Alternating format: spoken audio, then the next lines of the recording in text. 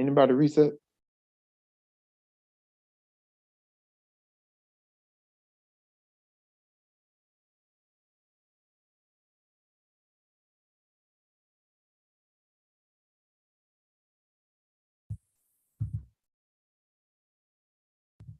No resets for Gantt.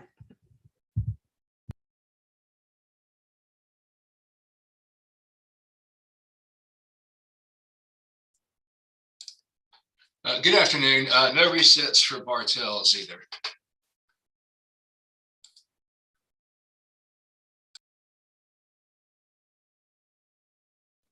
Thank you.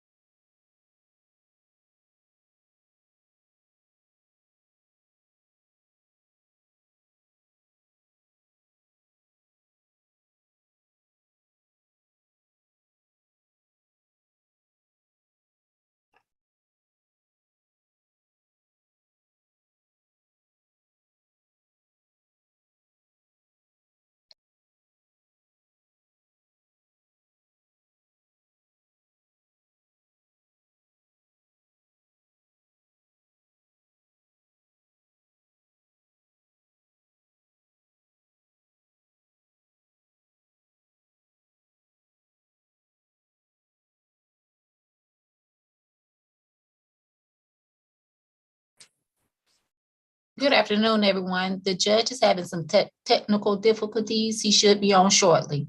Thank you. Okay, thank you.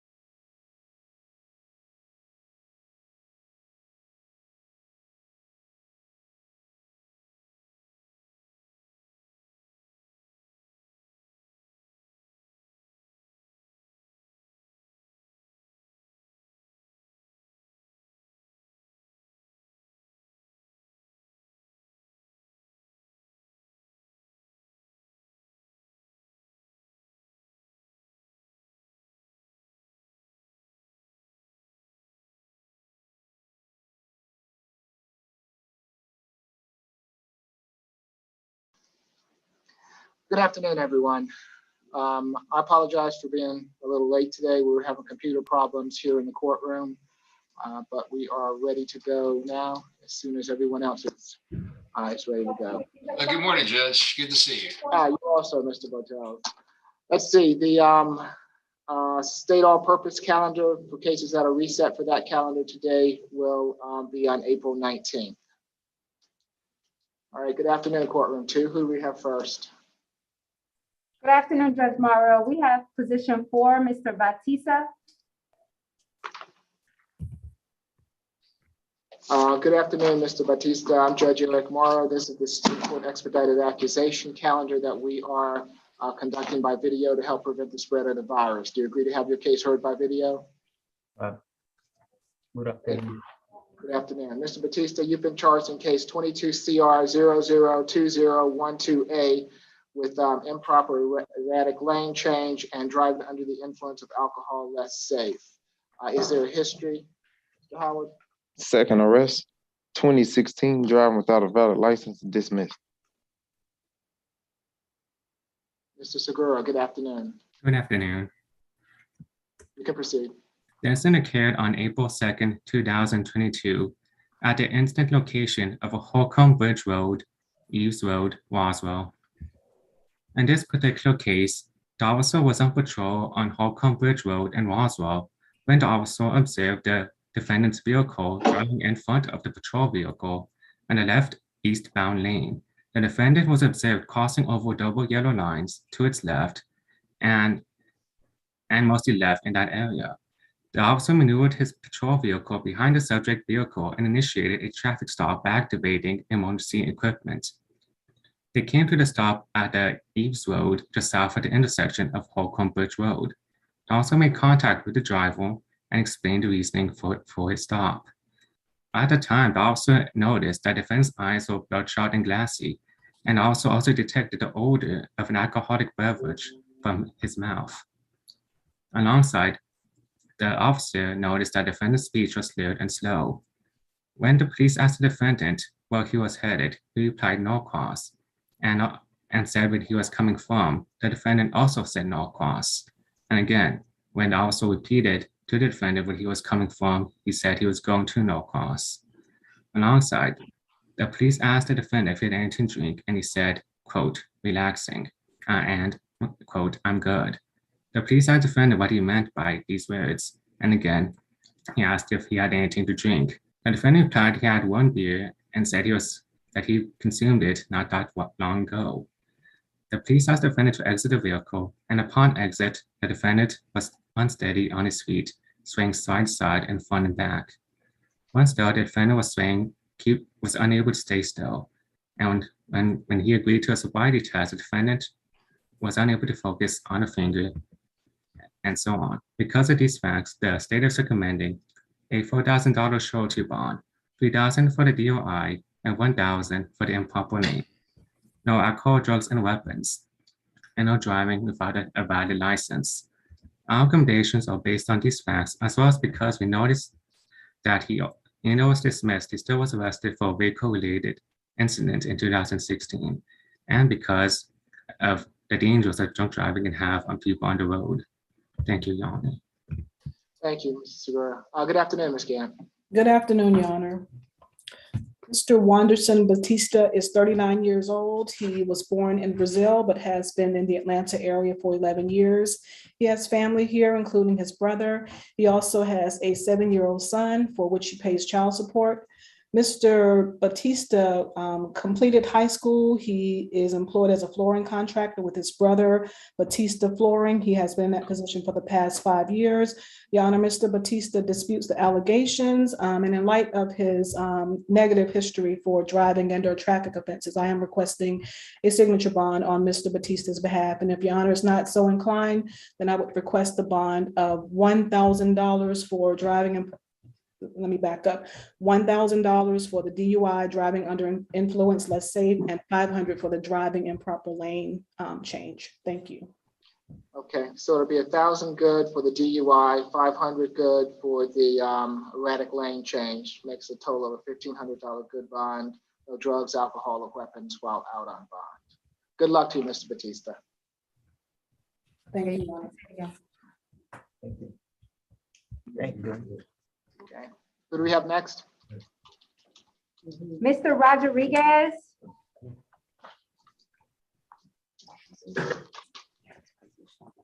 Yeah.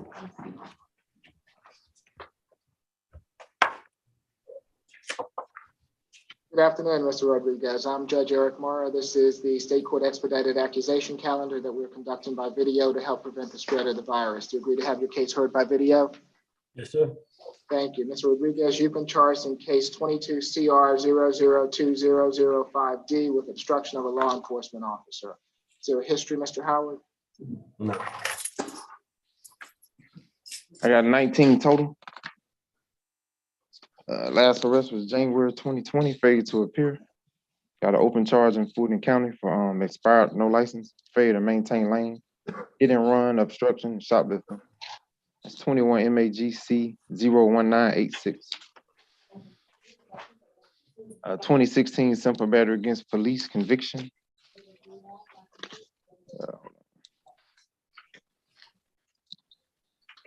I saw another one. And he got DUI and some other driving stuff from 2014. That's it. He has a hold as well, Judge.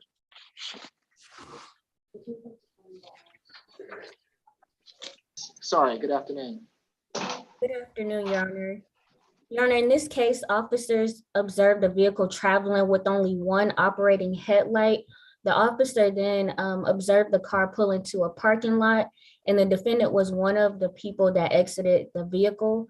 The officer then ran the tag, and the driver information came back to the defendant, and it also revealed that the defendant had a warrant out of Forsyth County for an FTA on a traffic offense.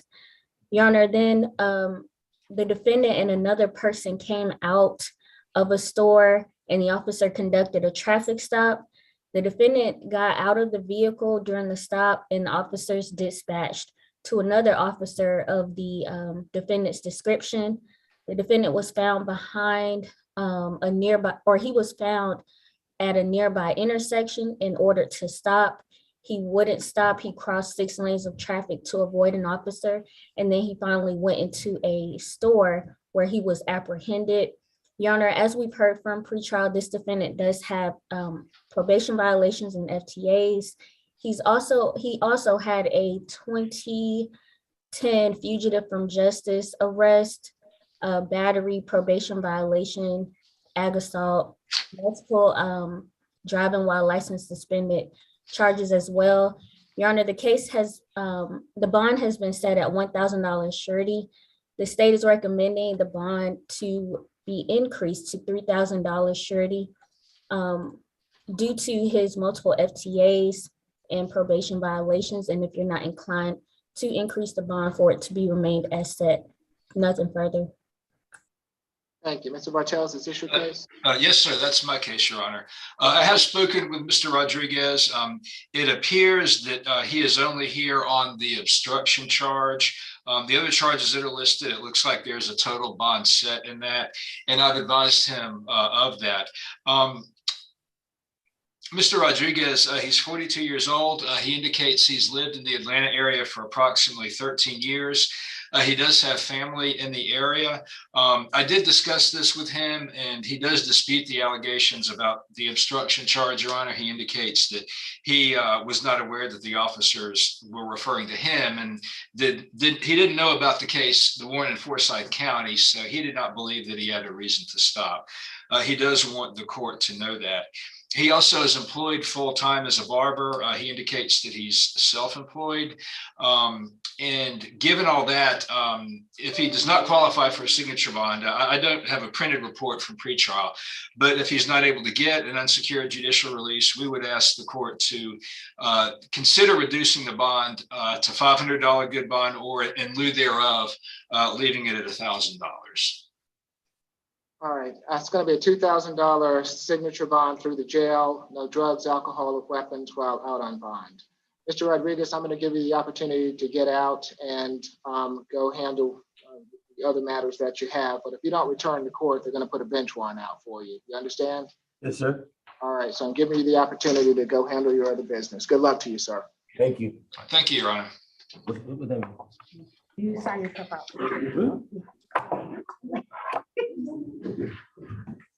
Judge, I have position 12. It's a private attorney. Okay, Mr. Forlins, where's Mr. Forlins? Good Mr. Chairman. afternoon, Your Honor. good afternoon, Mr. Heath. How are you today? I'm doing just fine. Good. Let's see, Mr. Forlins, good afternoon. I'm Judge Eric Morrow. This is the state court expedited accusation calendar that we are conducting by video to help prevent the spread of the virus. Do you agree to have your case heard by video? Yes.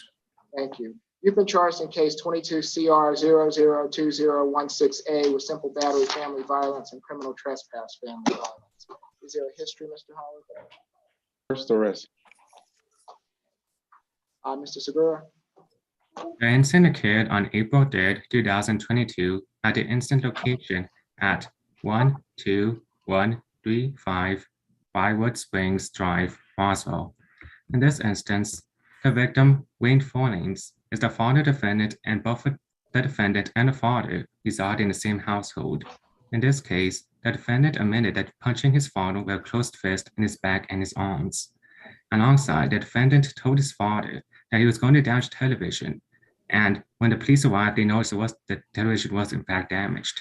Because of this, we were asking for a $4,000 surety bond, $3,000 for the simple battery, and $1,000 for the criminal trespass, family violence. No alcohol, drugs, and weapons. 1-day anger awareness. A stay away from the incident location, and no further contact with Wayne Forlins. Allegations are based on the facts, and because we noticed in nature that the victim is the father of the defendant, and we're concerned that type of inference that could occur if the defendant returned back to his household, especially considering the close relationship between a father and a son could have. Thank you. Mr. Heath? Thank you, Your Honor. We are, of course, asking for a reasonable bond to be set in this incident, but the victim in this incident, Mr. Wayne Forlins, is actually on the Zoom call here. We are requesting that there be a provision of no violent contact as a condition of this bond, as opposed to no contact whatsoever. Stuart is 17 years old and he lives at the location of this incident. And I've spoken with Mr. Forlins, the victim, and that is indeed, he wants to have Stuart back in the home. There's never been any previous incidences like this. He's not worried for his own safety. There are no issues there. They think that the help that he needs, and it'll be best for him if his pretrial release, he's able to return home. Thank you, Mr. Forlins. If you would like to address the court, I'm happy to give you that opportunity. You would have to raise your right hand and be sworn in if you would like to. Do you swear affirm the testimony you're about to give before this court be the truth, the whole truth, and nothing but the truth? Yes, Your Honor. Okay, you can put your hand down. Thank you, Mr. Forlins. What would you like to tell me about Stuart? He is a great son that we love tremendously, and we want him in the house so that he can be with us. Okay. Are you afraid of him? Absolutely not. Has this happened before? Never before. Is he in school? Yes, sir. What grade is he in? 11th grade.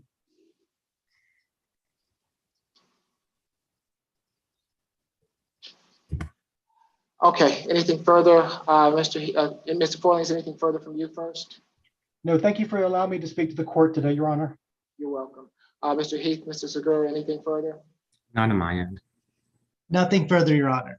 Okay. For the simple battery, $2,000 signature bond through pretrial. For the criminal trespass, $1,000 signature bond through pretrial, making it a total of a $3,000 signature bond through pretrial. He's to attend a 1-day anger awareness class. As a provision, he's to stay in school, no drugs, alcohol, or weapons while out on bond, and no further violent contact with his father, Mr. Forlins. Judge, you need a co-signer. Okay, Mr. Forlins, Your son is going to need a co-signer to get him out. Are you willing to do that on his behalf?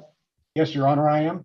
Okay, do you have a utility bill that you can bring with you to verify your address? Yes, sir, I do. Okay, so if you'll bring the utility bill to verify your address and co-sign for him, you can get him out. Thank you, Your Honor. Okay. Thank you, Your Honor. You're welcome. You have any questions? No, sir. If not, Stuart Forlines, good luck to you, sir. And you also, Mr. Thank Forlines. you. Your Honor, I'm sorry to interrupt, but I'm in need of a breakout room. I have one case where an interpreter is needed, number 14, Mr. Granado Jimenez. So I don't know if now would be a good time to do that. Let me ask courtroom 2. Courtroom 2, at some point, we're going to need a breakout room for Mr. Bartels and the interpreter. Is there somewhere that we can do that today? Or we're just going to, how would you all like to work that? Yes, we're gonna do that in courtroom 3, Judge. Okay, so you just let me know when you're ready and we'll proceed that way. Thank you. I appreciate it. Okay, thank you. Okay, so they'll let us know, Mr. Bartels. All right, who do we have now? This is position 20, Mr. O'Neill. Good afternoon, Mr. O'Neill. I'm Judge Eric Morrow. This is the State Court Expedited Accusation Calendar that we are holding by video to help prevent the spread of the virus. Do you agree to have your case heard by video? Yes, Your Honor. Thank you, Mr. O'Neill. You've been charged in case 22 CR 0020006C. Hey, so I just got out of the bus. Mr. Heath, can we put Mr. Heath on mute, please? Thank you. I'm sorry, Mr. O'Neill. You've been charged in case 22 CR 0020006C with theft by shoplifting, obstruction of a law enforcement officer, and a second theft by shoplifting. Is there a history, Mr. Howard? Your Honor, I'm sorry to interrupt. This is a case where I have some concern. And I think it might be best if I could have a breakout room with the court and the state to discuss. Okay. All right, that's fine, Mr. Bartels. Let's see. Sorry, this is your case, Ms. Falk. Good afternoon, Ms. Falk. Are there any other cases that we're going to need a breakout room for today? Just those 2 for me, Your Honor. Okay. Ms. Falk? Your Honor, there is also position 15, Kenneth Hamberlin. We will need a breakout on that case as well. That involves I believe that is Mr. Segura's case. Yeah, and that's my case as well, Your Honor. All right, so let's do both those cases at the same time since we're going to be in the breakout room. So if you can put Mr. Bartels, Ms. Falk, Ms. Sari, and Mr. Segura in the breakout room with me, I'd appreciate it. Courtroom 2 will be right back to you as soon as we can.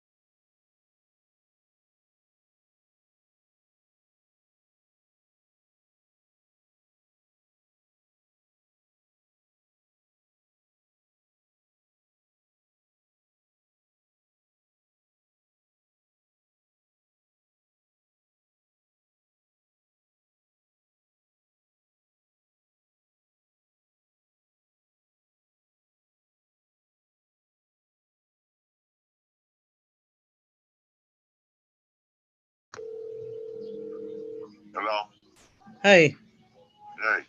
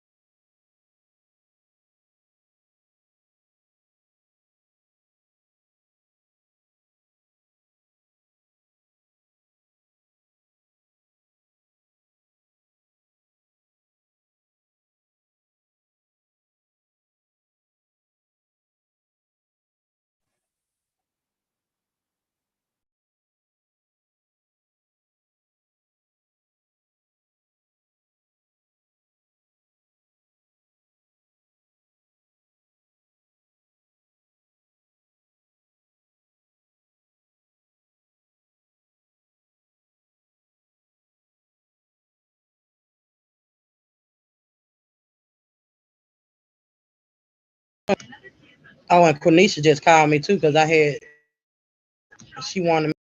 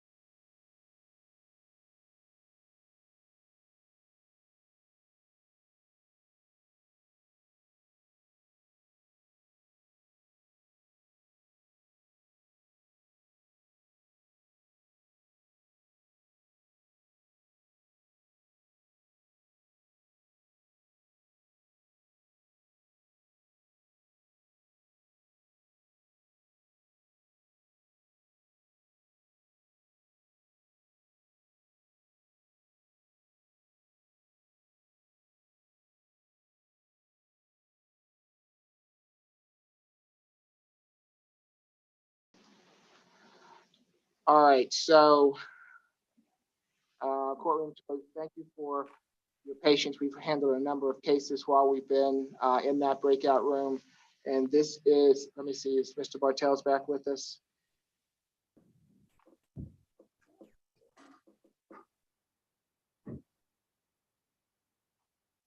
Mr. Bartels?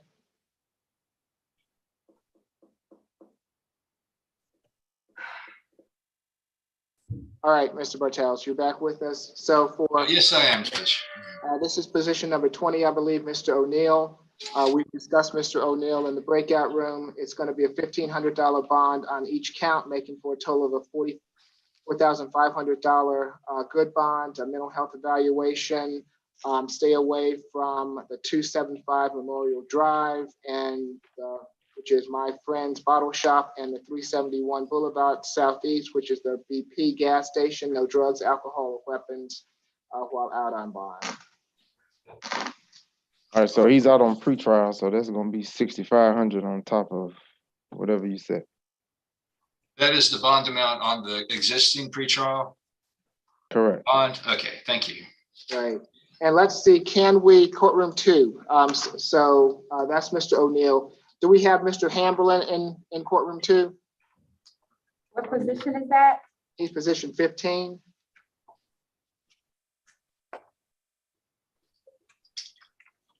Yes, you already have the bond amount for that too, Judge? Yes, we do. So why don't we just go ahead and handle him? That's Mr. Bartel's case also.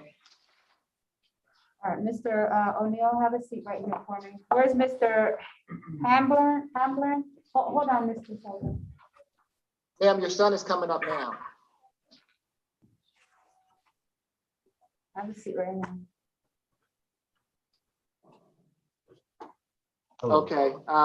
Good afternoon, Mr. Hamberlin. We've also had a conversation regarding your case. Your mother is here in the courtroom with me, and we've discussed your case with the solicitor and your attorney. The bond in this case is going to be a $5,000 good bond.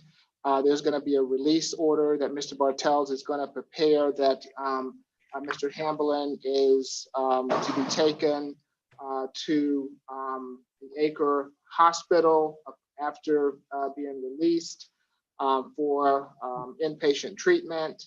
He is to stay away from 2221 Hemingway Lane and have no further contact with the victim, alleged victim, Ms. Hall. No drugs, no alcohol or weapons while out on bond, except you're to stay on any prescribed medication. Okay, you're done, Mr. All right. Good luck to you, Mr. Hamberlin. Hey, thank you, Judge. Judge, you said 4,500 for O'Neill Go ahead, sir. Yes, total 1,500 per count. and 1,500 for Hamberlin. And 5,000 good bond for Hamberlin. All right, so it looks like we have, is this your client, I believe, in courtroom number 3, Mr. Bartels? Who do we have in courtroom 3? That is the interpreter case, Judge. Okay, Yes, that would be my case, Judge. so I'm gonna go ahead. Well, that's not Mr. Granado Jimenez. That's who we're waiting on the interpreter for. Judge, Who do we have in courtroom 3 then? that's the interpreter case, Judge. And what's his name?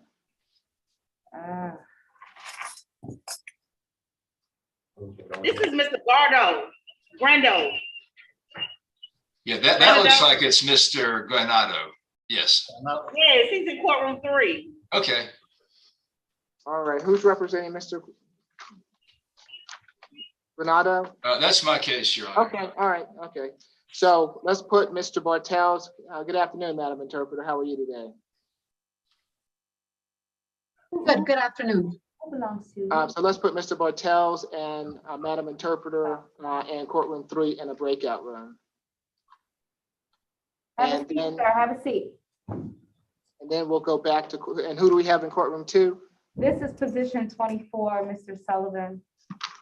All right, and who's representing Mr. Sullivan? Ms. McLeod. Thank you. Ms. McLeod? Good afternoon, Your Honor. Good afternoon, Ms. McLeod. I just wanted to make sure we have had all the parties here.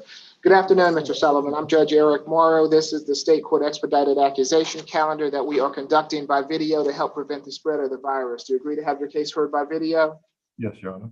Thank you. Mr. Sullivan, you've been charged in case 22 CR 002001E with battery family violence. Is there a history, Mr. Howard? This third arrest. Last was 06 ad stalking, no bill. 1997, battery/simple battery family violence, NOD. Okay. Sorry. Yes, Your Honor. In this case, officers responded to 337 Mossy Cup Drive regarding a physical dispute. The defendant, they spoke with the victim, and her name is Tanya Sullivan. She's the wife of the defendant.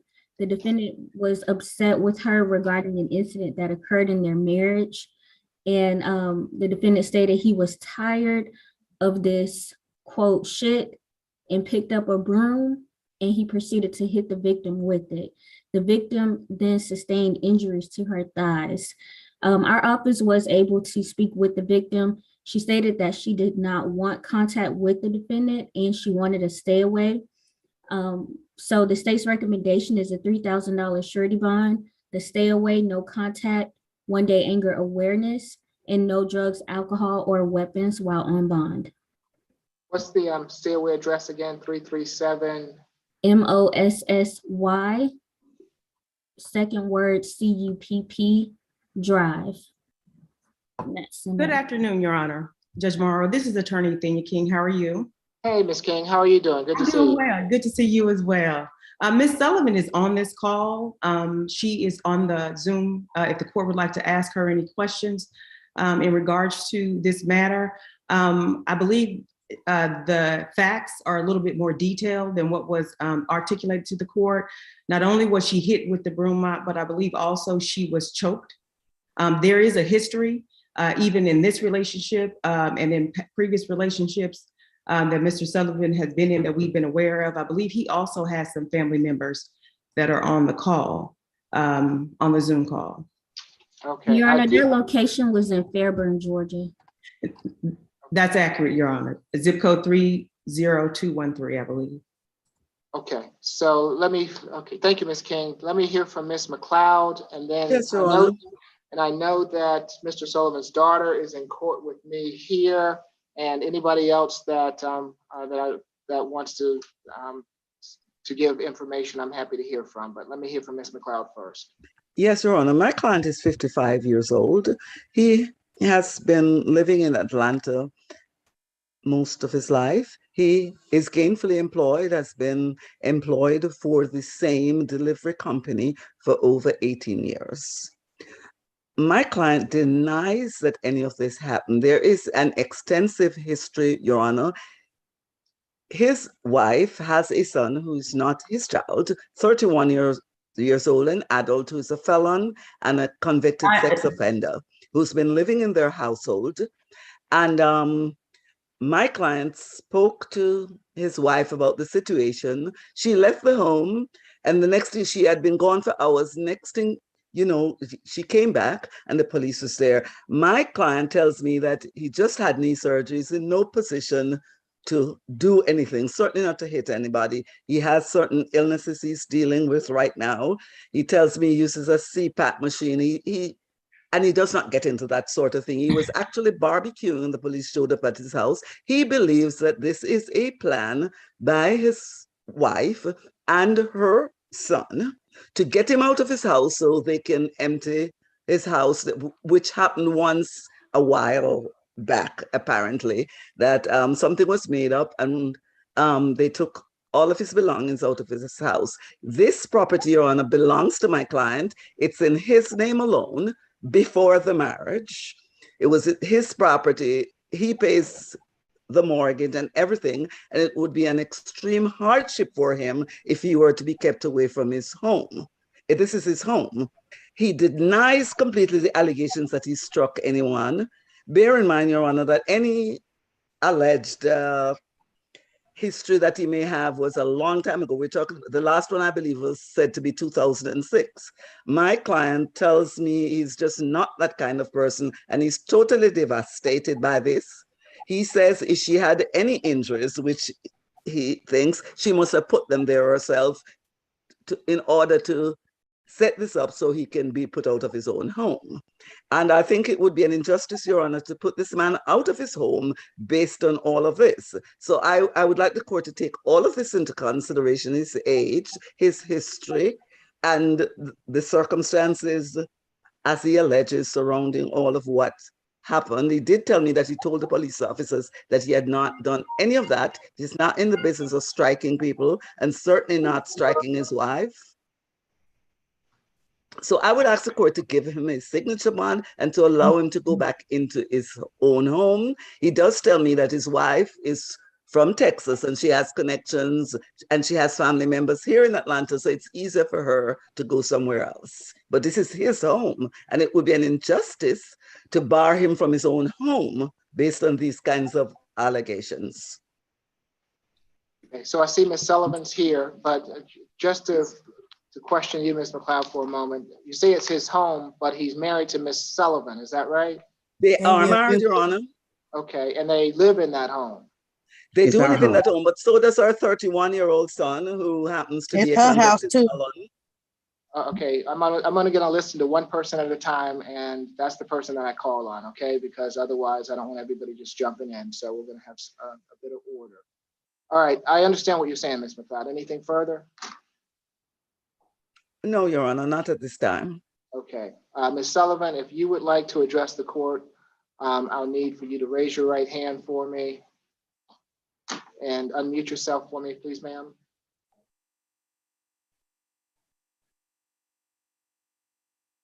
Yes. Do you swear affirm the testimony you're about to give before this court be the truth, the whole truth, and nothing but the truth? Yes, sir. Okay, you can put your hand down, ma'am. Thank you. What would you like to tell the court? Well, first thing, my son does not live there anymore. And first of all, we was married 9 years before, and I did not abandon my house. We purchased the house together. He was not he did not purchase the house before our marriage. He did purchase it before our first marriage. We was purchased it together. We purchased it together. And he did not, it's my home too. And my name is not on the lease, but I am an owner of the home. I'm on the deed. Okay, what do you want to tell me about? What do you want to tell me about the incident, ma'am? Well, he did hit me, and you can they have pictures where that evening he's telling the story. He did not. He was there, and we were there having confrontation. And at the same time, before the police came, the reason why I was outside when they came is because he was threatening me and telling me he was going to hurt me. He had already hit me once, choked me. And then when I opened up the front door, he kept telling me to close his door because I know he don't like his business out. So I opened up the door, and the policeman seen that I was afraid because I was outside when they came. I was way down the street. And when they came into his house. Yes, he was barbecuing because he had already did what he wanted to do to me. And he was in the back, but it was a confrontation, and I did not hurt myself. He did hit me, he did choke me, and he did threaten me, and I did not call the police for no reason. I called the police because I was afraid of him. I was feared for my life because in our past history, he has done things to hurt me. And I don't know what he have told you all, but I know what I've been through. And I married him once and went through it. And I went through it and came back from Texas, yes.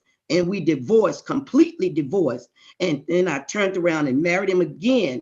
For 2 years, I've been going through this with him. So I don't know what he told you. Threats and violence is all I've been consistent of. Yes, I know what type of person he is. And I'm a fearful from him. And you can believe me, or you can see the pictures, what he did to me. Okay, thank you, Ms. Sullivan. Anybody else want to speak on this matter? Yes, Your Honor, I'd like to.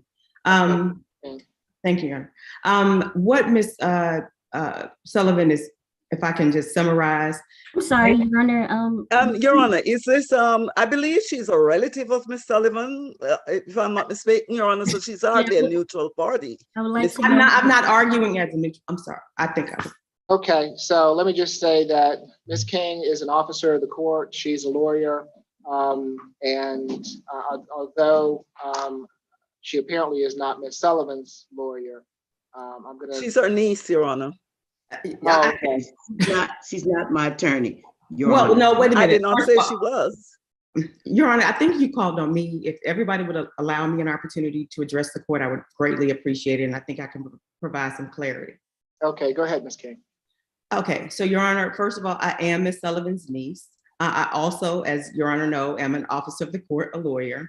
I have not made a determination at this point whether or not I'm going to be representing Ms. Sullivan for any future proceedings. However, I am, in regards to what has taken place, yesterday, I was called by Ms. Sullivan, and she explained to me that there were, that Mr. Sullivan had choked her, that he had hit her with the broom stick or a mop stick or something like that. In regards to the state of the property and who owns the property, Your Honor, what Ms. Sullivan was explaining is that they purchased the property during their first marriage. They purchased it together. Both of their names were on the deed. They divorced. The property was awarded to, as far as a consent, to Mr. Sullivan, and then they remarried. And I'm not sure whether or not her name was placed back on the deed or not. However, she does not have anywhere else that she can reside. She needs an opportunity to get herself together if they're going to divorce or whatnot. I'm not sure what's going to happen in the future.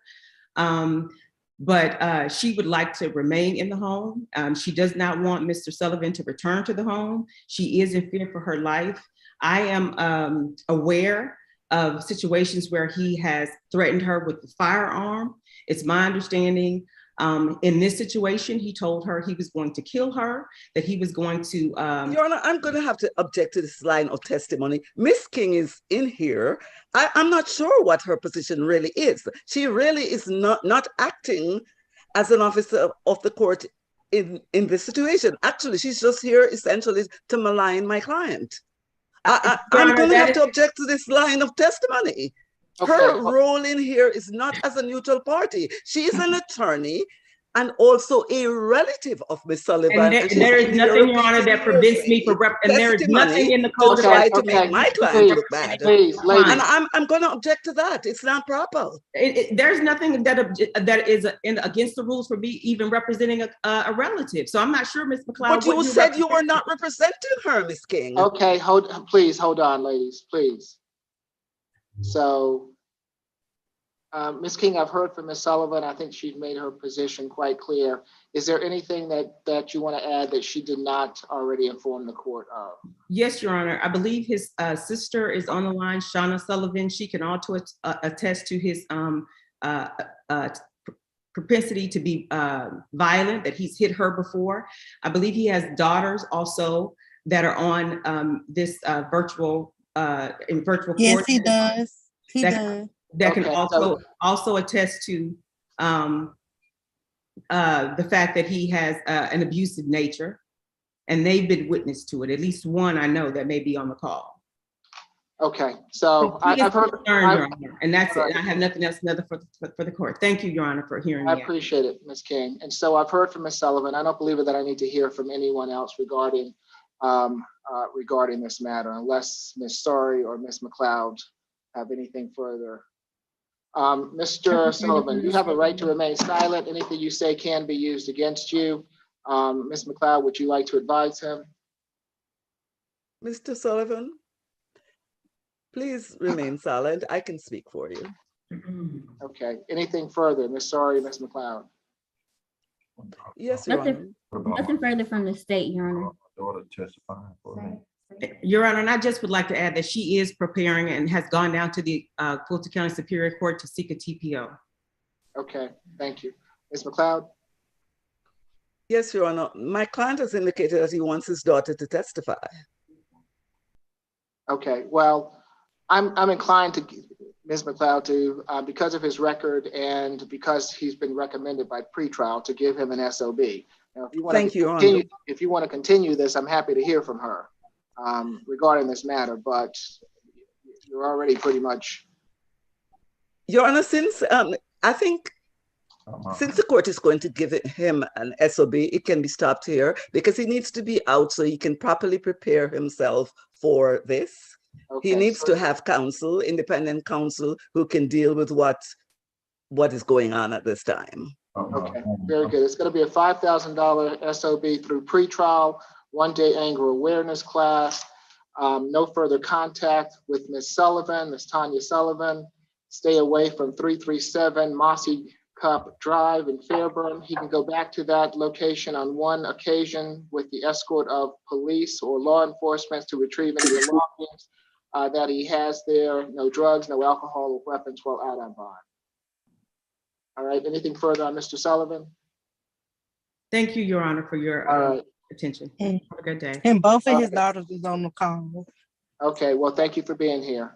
We appreciate it, and to the young lady who's in court with us today. All right, you all have a good rest of your day. Who do we have next? Ms. Hill, position 16 at South Annex, and Ms. Daniels, position 9.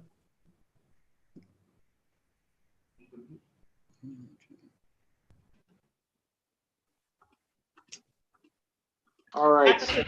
After the position 6, can we do the interpreter, please? Yes, we can. So this is, I'm sorry, what position is this at South Annex? Ms. Hill, Taylor Hill, it says 16. This is position 16. 16. Okay. And then position 9, and also position 9, Ms. Daniels. Okay. Good afternoon, Thank Ms. you. Hill. You're welcome. Good afternoon, Ms. Hill. I'm Judge Eric Morrow. This is the State Court Expedited Accusation Calendar that we are conducting by video to help prevent the spread of the virus. Do you agree to have your case heard by video? Yes, sir, an honor to you. Thank you. Ms. Hill, you've been charged in case 22 CR 002019A with battery family violence. Is there a history, Mr. Howard? First arrest. Okay. This is Mr. Segura. The incident occurred on April the 3rd, 2022 at the incident location at 4600 Roswell Road, apartment number 379, Atlanta. In this case, the defendant hit her husband, the victim, Isla Hill. Isla spelled I-S-L-A-H, Hill, common spelling, by striking him with the back of her hand, leading visual injuries to Hill's nose and lips. The incident mostly originated from two parties fighting over the possession of a phone, and the situation escalated when the defendant found explicit material on the phone.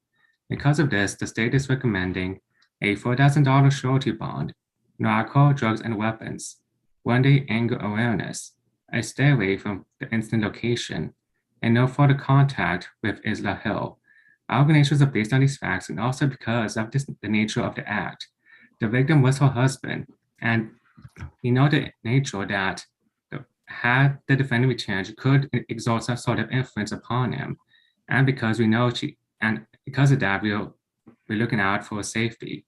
And we also like to call to notice that this whole event mostly originated from cell phone possession. And we know that that's low trigger for violence. So we're definitely concerned by the husband, especially because we're not sure when the defendant might act again. It was a cell phone possession this time. Who knows what will be next time? Thank you. Have you spoken with Mr. Hill, Mr. Segura? We tried to, but couldn't get a phone contact. Okay. Ms. McLeod, is this your case? It is, Your Honor. Okay, you can proceed. Your Honor, my client has been in an extremely abusive relationship, a marriage, for the past 3 years. it's not necessarily been physical abuse, but there's been a lot of verbal abuse, a lot of gaslighting, and just generally, she's traumatized. Essentially, her husband misrepresented who he was to her. Shortly after their marriage, it seems, he started having extramarital relationships and is currently engaged in an extramarital relationship. My client found out about it. He lied to her about it. Then he came to her suggesting that she could take his cell phone and look at it. And when she did look at it and was able to confirm that he was in fact embroiled in an extramarital relationship, he became enraged and attacked her. He had her pinned down on the bathroom floor, she said, and she was trying to get up. And in the course of trying to get up, her head collided with his and hit him.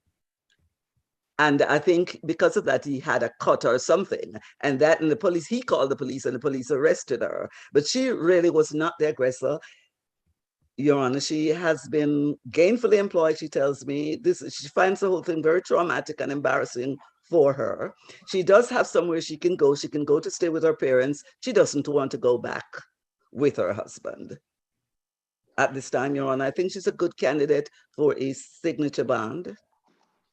All right, a $3,000 signature bond through pretrial, 1-day anger awareness, no further contact with Mr. Hill. Stay away from the 44,600 Roswell Road, apartment 379 address. She can go back to that address on one occasion with law enforcement to retrieve any belongings that she might have there. No drugs, no alcohol or weapons while out on bond. Thank you, Your Honor. You're welcome. Good luck to you, Ms. Hill.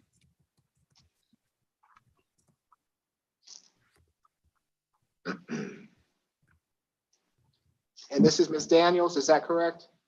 Yes. Position number 9. Good afternoon, Ms. Daniels. I'm Judge Eric Morrow. This is the state court expedited accusation calendar that we are conducting by video to help prevent the spread of the virus. Do you agree to have your case heard by video? You have to answer yes or no for me, ma'am. Yes. Thank you. You've been charged in case 22 CR 002000A with theft by taking. Is there a history, Mr. Howard? I counted about 15 total. She's a resident of Pittsburgh, Pennsylvania. Last arrest was back in February for 4 counts of cosmetic drugs out of Pittsburgh. I see a 2014 simple assault robbery arrest. False reports to law enforcement, 2015 theft by receiving, 2017 retail theft conviction, 2017 ag assault, terrorist threats, carrying firearm without a license. Those were dismissed. 2017 theft by unlawful taking, unauthorized use of an auto. The theft was a conviction. The unauthorized use was dismissed. You got 2018 arrest for drugs, 2018 endangering the welfare of a child, 2019 ag assault that was later dismissed. That's it. Okay, Ms. Falk? Yes, Your Honor. This incident happened back on April 2nd of 2022 over at the Clarion Hotel at 419 Virginia Avenue.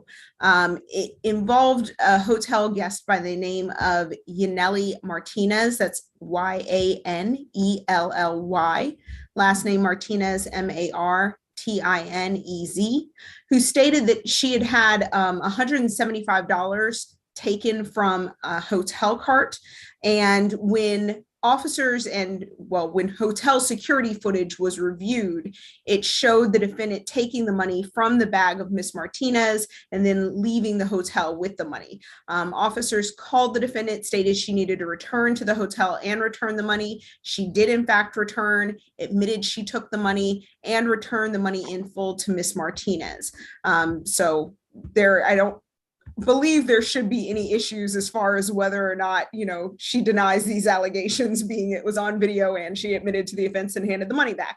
The concerns the state has on this one is the fact that she does have 14 cycles, including going from 2011 to 2022. We're showing she was actually adjudicated delinquent on that 2011 unauthorized use of auto. She had a receiving stolen property where she pled guilty in 2015, a theft by unlawful taking. We're showing she pled guilty to that in 2017, the carrying a firearm without a license, and then the violation of the Drug or Cosmetic Act in Pennsylvania, which is kind of our equivalent of the VGCSA here, violation of the Georgia Controlled Substances Act. So she now has that most recent arrest about 2 months ago in Pennsylvania for that violation of a Drug Cosmetic Act that has not been disposed of. Her entire history is out of Pennsylvania. She's a resident of Pennsylvania. So obviously we do have some real concerns here, not only as a risk of reoffense, she has at least 3 theft cases that we could count, 3 theft convictions that we could count. But we also have concerns with her regarding her flight risk and her ties to the community because she has none. She has all of her cases out of Pennsylvania, including her most recent one. And so she has insufficient ties for us to believe that she will be back on a signature bond, that if we give her a signature bond, she's going to return to court and submit herself to this court. And for those reasons, we are asking for a $3,000 surety bond. We are further asking for no further contact with Ms. Martinez and that she stay away from the Clarion Hotel. We are lastly asking that she have no alcohol, drugs, or weapons. Her bond is currently set at $2,500. Okay, thank you, Ms. Falk. Ms. Gann? Thank you, Your Honor. Marquita Daniels is 23 years old. She is from Pennsylvania. However, Your Honor, Ms. Daniels informs me that she is in the process of relocating to the Atlanta area. In fact, her mother will be bringing her children to her tomorrow. She is the proud mother of a 4-year-old and the 2-year-old. She is the primary caretaker and she is not receiving any child support. Your Honor, we are unopposed to the stay away at 1419 Virginia Avenue. Ms. Daniels completed high school. She will be attending community college in the fall. She has 2 interviews lined up this week, Your Honor, one at Waffle House on Thursday and one at McDonald's on Wednesday of this week. She also informs me that she has been diagnosed with a brain tumor, which causes seizures. She is on a medication, Keppra, that is used to stop those seizures. She has not taken that medication for 3 days. Therefore, she is at risk of having an adverse medical event while incarcerated. Your Honor, I acknowledge my client's history. However, she is presumed innocent in this case. Your Honor, I am requesting a signature bond on Ms. Daniels' behalf as she states that she has not been able to have any resources from any family members to help her with bond. And Your Honor, we are unopposed to the no contact order with the complaining witness, Ms. Martinez. And again, Your Honor, just in closing, I am requesting that signature bond. If Your Honor determines that she is ineligible, then the lowest bond possible. Thank you. All right, it's going to be a $2,000 good bond. No further contact with Ms. Martinez. Stay away from the Clarion Hotel on Virginia Avenue. No drugs, alcohol, weapons while out on bond. Good luck to you, Ms. Daniels. Thank you, Your Honor. Thank you, Your Honor. Deputy Officer South Annex. Okay, y'all have a good afternoon. We'll see you next too, time. sir. Thank you. Let's see, courtroom 3. We'll go to with the interpreter case, Mr. Bartel. Yes, Your Honor, that's my case. Okay, tell me his name again. It's Mr. Granado Jimenez. He's number 14. Okay, thank you. Madam Interpreter, if you'll raise your right hand for me. Do you swear or affirm that you will translate from Spanish to English and from English to Spanish to the best of your ability? I do. Thank you. Put your hand down. Good afternoon, Mr. Bernardo Jimenez. I'm Judge Eric Morrow, and this is the State Court Expedited Accusation Calendar. Buenas tardes, señor Luis Granados Jiménez. Yo soy el juez Eric Morrow y estoy aquí para expeditar esta acusación. We're conducting this hearing by video to help prevent the spread of the virus. Do you agree to have your case heard by video? Estamos aquí en esta audiencia en video para no propagar el virus. ¿Está bien con usted que lo hagamos en video? Courtroom 2, you're muted. I mean, courtroom 3, you're muted. Is anybody with us in courtroom 3?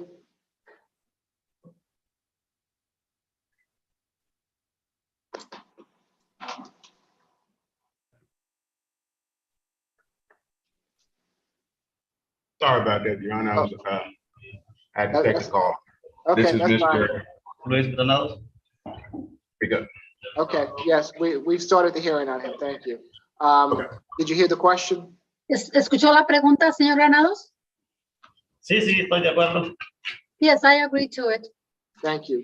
You have been charged in case 22 CR 002017C with Se le acusa en el caso 22 CR 00217C driving under the influence of alcohol, less safe, por manejar bajo la influencia del alcohol, menos seguro, possession of open alcohol container, por traer en su posesión un envase abierto de alcohol and expired or no license on person.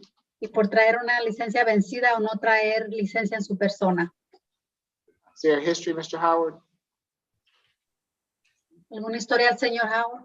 First arrest. Okay. Mr. Segura. The incident occurred on April the 2nd, 2022 Que el 2 de abril del 2022 at an instant location at 11515 que en un lugar en 11515 Alpharetta Highway, Roswell. Alpharetta Highway en Roswell, Also responded to the instant location los oficiales respondieron a ese lugar in reference to a possible intoxicated driver. en referencia a un conductor que posiblemente estaba embriagado. Once officers arrived on the scene, Y cuando los oficiales llegaron al lugar de los hechos, both occupants were out of the vehicle. los dos ocupantes se salieron del vehículo The police officers observed 10 empty beer bottles y los oficiales observaron 10 envases de cervezas vacíos on a passenger floorboard al lado del pasajero and one empty beer bottle inside a beer box. y también que había una cerveza dentro vacía On a passenger seat. en el asiento del pasajero. The defendant provided only a passport to identify himself. El acusado, él dio un pasaporte para él identificarse. He said he had consumed 2 beers. Él dijo que había tomado 2 cervezas While talking with the defendant, y al hablar con el acusado, police could smell a very strong odor. la policía podía oler un olor. Hold on one second. Courtroom 3, is there somebody there? Courtroom 3. I'm sorry. Thank you. Could you mute for us? Okay, I apologize, Mr. Segura. Go ahead. I repeat it. While speaking with the defendant, Al hablar con el acusado, police could smell a very strong odor la policía podía oler un olor fuerte of an alcoholic beverage de una bebida alcohólica coming from the defendant. que venía del acusado. The police also observed the defendant to have watery, bloodshot eyes. Y que también el oficial observó que el acusado tenía los ojos inyectados de sangre. The police were able to get video footage En la policía, ellos pudieron ver el video from the instant location de ese lugar showing that defendant exited the driver's seat que mostrando que el acusado venía saliendo del asiento del conductor. of the vehicle del vehículo and opened the rear driver's side door of the vehicle. y que abrió la puerta del lado del conductor. The state is recommending Y el Estado está recomendando a $4,000 surety bond, una fianza de $4,000 que garantice $3,000 for the DUI, $3,000 por manejar bajo la influencia and $1,000 for the license. y $1,000 por no licencia. We are also asking for Y también estamos pidiendo no alcohol, drugs, and weapons, que no use alcohol, ni drogas, ni que posee ninguna armas, and no driving without a valid license. y que no manejes sin tener licencia válida. Our recommendations are based on these facts, Y las recomendaciones nos basamos en los hechos and we would like to emphasize y queremos enfatizar that a police officer que el oficial de policía were able to readily determine que pudo determinar that the defendant was most likely intoxicated que el acusado lo más probable estaba embriagado while he drove. mientras él manejó. Thank you. Gracias. Mr. Segura, did I miss your recommendation on the possession of open alcohol container? Señor Segura, no escuché cuál es la recomendación por traer el envase abierto. Oh, I apologize, I forgot. O se me olvidó. At 3,000 DUI, and 500 for each, the license and the open container. Que son 3,000 por manejar bajo la influencia y 500 por la licencia y 500 por el envase abierto. Thank you. Mr. Bartels? Yes, thank you, Your Honor. I have spoken with Mr. Granado Jimenez. Sí, gracias, señoría. He hablado yo con el señor Renado Jiménez. And he is 36 years old. And as the court has been told, this is his first arrest. He has no criminal history. Él tiene 36 años de edad, es su primer arresto y no tiene ningunos antecedentes penales. I am told that basically his entire family, including his parents and brothers and sisters, live in the metro Atlanta area. Él me ha dicho que toda su familia vive aquí en el área de Atlanta, sus padres y sus hermanos.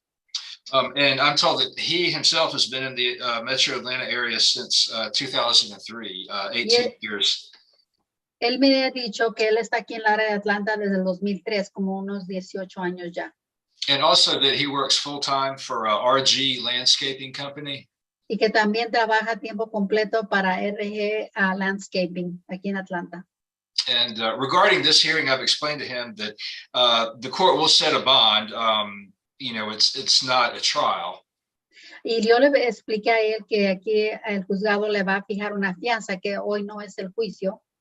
However, regarding the allegations, it doesn't appear that there are any field sobriety tests. Y por lo tanto, que basado en las alegaciones, que no parece que se haya hecho ninguna prueba en el sitio de sobriedad. And he is not charged with any offense that would reflect any impaired driving ability. Y que no se le acusa de que haya estado él, de que se le acusa de un delito que impidiera la habilidad de poder conducir. And given all that, we would ask the court to request or to allow an unsecured judicial release. It appears he meets the pretrial criteria. Y que si puede salir, que si lo dejen salir sin tener toda la seguridad, que me están pidiendo que él reúne todas las criterias. Or if the court is not so inclined, we would ask for $1,500 bond on the DUI charge. Y si está más inclinado, que si le da una fianza en el cargo de manejar bajo la influencia de $1,500. And a $500 bond on the other two charges each. Y $500 por los otros cargos, cada uno. Okay, so it's going to be a $1,500 good bond for the DUI, $500 good bond for each of the other charges. which makes for a $2,500 good bond, no drugs, alcohol, weapons while out on bond. Ok, entonces va a ser una fianza buena, 1,500 por manejar bajo la influencia, 500 por los otros dos cargos, va a ser una fianza de $2,500 y que no tome alcohol ni drogas. Thank you, Judge. Okay. Gracias, juez. Good luck to you. Buena suerte a usted. Ganado, Jimenez. Ganado. Gracias. Thank you. All right. Thank you, Madam Interpreter. We appreciate it. Thank you. May I be excused or am I still needed? I don't believe that we have anyone else that needs your assistance. Are we gonna need anyone else? Does anyone know that they need the assistance of the interpreter this afternoon? No. I don't, Your Honor. Thank you, Madam Interpreter. Thank you. Thank you. Have a good day. Bye-bye. Okay, who do we have next, courtroom 2? 18, Lomain. Loman.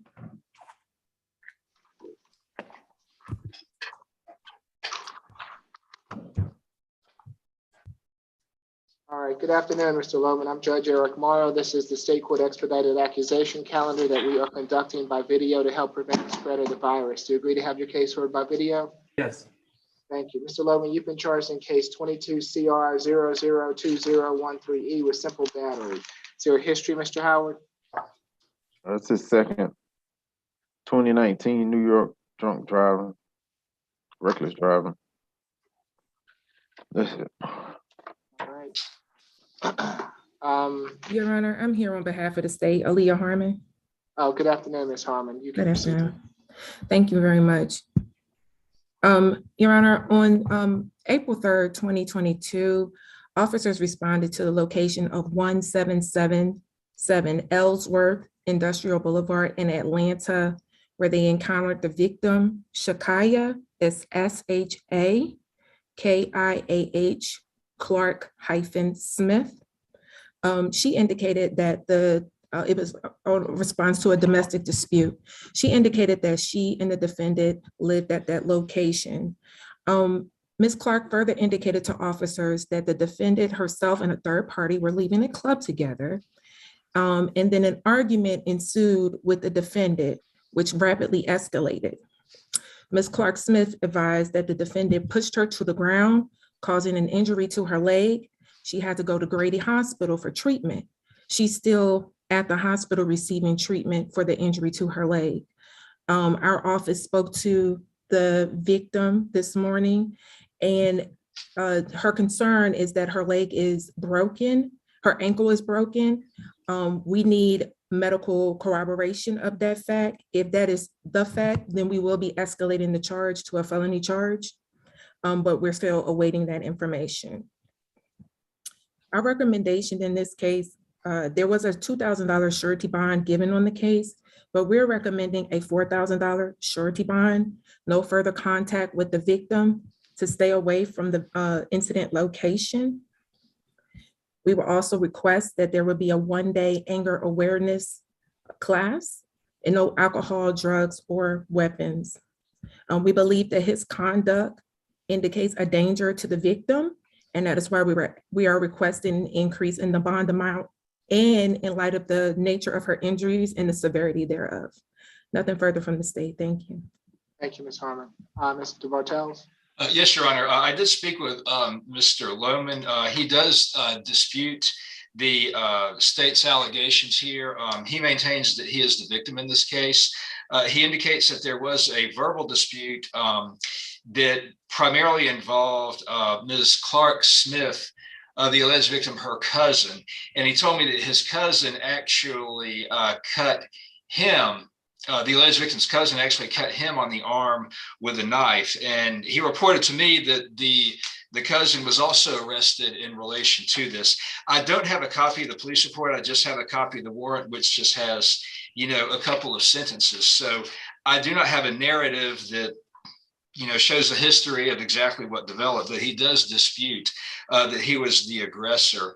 I do not know that it's a domestic case. He indicates that he and Ms. Clark-Smith do not live together. So if the court is inclined to have a no further contact provision, that would not be an issue. I am advised that Mr. Lemon has lived in the Atlanta area for 4 years, approximately. He works for Syncreon. That's a company that's a subsidiary of Google. He works in the maintenance department there. It appears he's 36 years old, and as pretrial has indicated, this is only a second arrest. The other arrest was for the DUI. And given all that, we would ask for a signature bond. Thinking no further contact order, again, would not be a problem.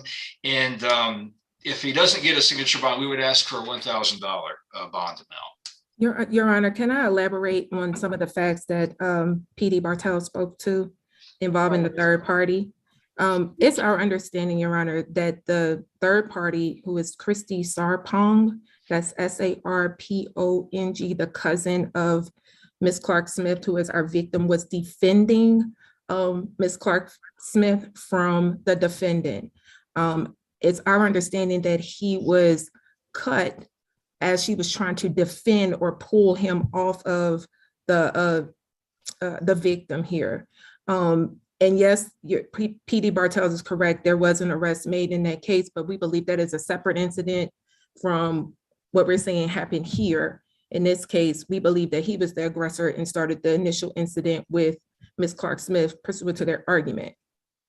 And again, Your Honor, he does dispute that.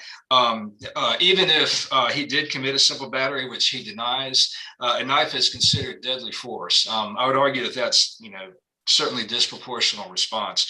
But again, he does deny that he was the aggressor. All right, $1,000 good bond. No further contact with Ms. Clark Smith.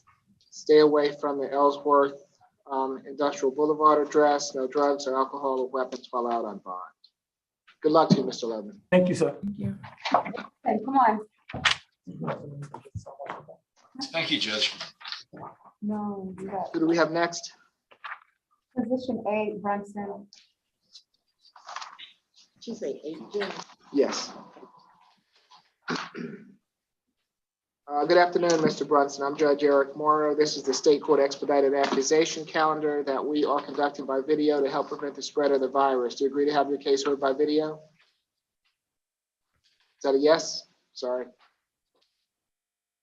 I still can't hear you, sir. Gotta speak up, Brunson. Yes. Okay, thank you. Mr. Brunson, you've been charged in case 22 CR 002015G with simple battery, family violence, and cruelty to children in the 3rd degree. Is there a history, Mr. Howard? Second arrest, 2015 marijuana possession. Mr. Segura? Incident occurred on April the 2nd, 2022, at the instant location at 2309 Clarissa Drive, Northwest Atlanta. In this situation, officers responded to a fight in progress at the instant location in reference to the defendant fighting his stepsister and his stepfather. The defendant, who lives in the address for several years with both victims, got into a verbal altercation with the victim, 9-year-old S. Goss, that turned physical once he pushed her to the ground. Mr. Goss, the stepfather in question, noticed this altercation but the young Goss, S. Goss, caught this altercation on her cell phone and was recorded. And the father, Mr. Goss, Marcus Kidd, noticed the commotion and came to see what was going on. At this point, he and the defendant got into a physical fight, where the defendant struck Mr. Kidd with a closed fist to his left eye, causing it to swell shut. And all this activity and violence took place in front of S. Goss and her mother. Because of this, the state is asking for an $8,000 surety bond, $2,000 for the simple battery, $5,000 for the family battery violence, $1,000 for the cruelty to children. And we're also asking for no alcohol, drugs, and weapons, a one-day anger awareness, a stay away from the instant location at 2309 Clarissa Drive, Northwest Atlanta, and no further contact with Marcus Kidd and S. Goss. Our obligations are based on these facts also because of the extreme nature conducted against a child who is his stepsister and who he had lived with for multiple years in the same home, alongside with the stepfather. Because we noticed that they both lived together, we're definitely worried about the safety of both the father, who ended up getting seriously get injured on his face, as well as because, and also for the safety of S. Goss, who's merely only a child once again. Because of this, these are all recommendations. Mr. Segura, what is Marcus's last name? Kidd, Kidd. And it's Goss, Goss? The full name for the 9-year-old child is S. Goss, Goss, and her father's name is Marcus Kidd. Marcus, Marcus, Kidd, Kidd. All right, thank you, Mr. Segura. Ms. McLeod? Yes, Your Honor. My client is 22 years old. He's lived in Atlanta all his life, Judge. He tells me that he works in the entertainment business. He lives with his mom and has lived with her all this time. He says that he was only defending himself when his stepfather came in, and he had to protect himself from his stepfather because his stepfather was the one who put his hand on him first. Your Honor, apart from an arrest in 2015 for marijuana possession, my client has not been arrested. He has nothing on his record. Even though this incident is alleged to have happened in front of the children and so on, I still think he's a good candidate for e-signature bond given his record. And I would ask the court to consider giving him a signature bond so that he can get out. I tried to call his mom because he told me that he had since spoken with his mom and that she wants him to come back home. I was not able to get her, Your Honor, but based on my conversation with him, that's my understanding. Does he live at the Clarissa Drive address, Ms. McLeod? He does, Your Honor. Okay, so you understand that if no one's spoken with Mr. Kidd or with the mother, then I can't allow him to go back there until somebody. I don't think Mr. Kidd lives there, Your Honor. The stepfather doesn't. He doesn't live there. That's my understanding from my client. Yeah, he was just visiting. So the stepfather and Mr. Brunson's mother don't live together? That's what my client tells me, Your Honor. All right. Well, until I've got some verification of that, I'm happy to modify it at down the road. But at the present time, it's going to be $1,000 signature bond for each count through pretrial, which makes it for a total of a $3,000 signature bond through pretrial. One-day anger awareness class. No further contact with Marcus Kidd and S. Goss. Stay away from the 2309 Clarissa Drive address. He can go back to that address on one occasion with law enforcement to retrieve any belongings that he has there. No drugs, alcohol, or weapons while out on bond. If in the future somebody determines that Mr. Kidd does not live at that address, I'm happy to entertain a modification. All right. Thank you, Your Honor. Good luck to you, Mr. Brunson. I have position number 1 in courtroom 3, please. Good afternoon, Ms. Allen. I'm Judge Eric Morrow. This is the State Court Expedited Accusation Calendar that we are conducting by video to help prevent the spread of the virus. Do you agree to have your case heard by video? Yes, good afternoon, you too. Thank you. I appreciate that, Ms. Allen. You've been charged in case 22 CR 001953E with obstruction of a law enforcement officer, theft by shoplifting, public drunk, disorderly conduct, and criminal trespass. Mr. Howard, is there a history? Looks like 15 total. Has an open theft by taking in state court, 21 CR 004437E. She's out on pretrial for battery family violence, 21 CR 004496E. That's 3,500 right there. Last arrest was in November, failed to appear, possession of dangerous drugs, cocaine, simple battery, public indecency. November 2021 arrest, Cobb County, possession of meth. That's it. All right, Mr. Segura.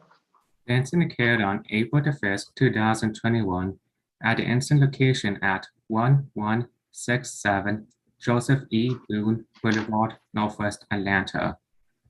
And this situation also responded to a call by the person shoplifting from the incident location. At 3:40 a.m., when the shoplifting came up from the location, police made their way to it there. Upon arrival, the police saw the defendant stand outside the store, yelling loudly and using profane language. Upon making contact, police told the defendant to drop the bag she was holding. After dropping the bag, police advised the defendant not to move, but then she started to run away. After grabbing the defendant's left hand, the defendant used her right hand, balled it into a fist, and swung it across the police officer's face, barely missing him. After getting other units to the scene, they were able to control the defendant without using any force. When the police came, they noticed that she was riding a baby stroller that's being pushed by the defendant. In it, the police found an open glass bottle of alcohol, and inside the stroller, the police also noted that they found several food items belonging to the store in question. And later on, the defendant also stated that she was going to hit the store clerk while walking out of the store with the items she had stolen. And it's also noted that the victim, the clerk in this case, his name is Mr. Narasimul Kashkash. Let me spell it. The first name, Narasimhul,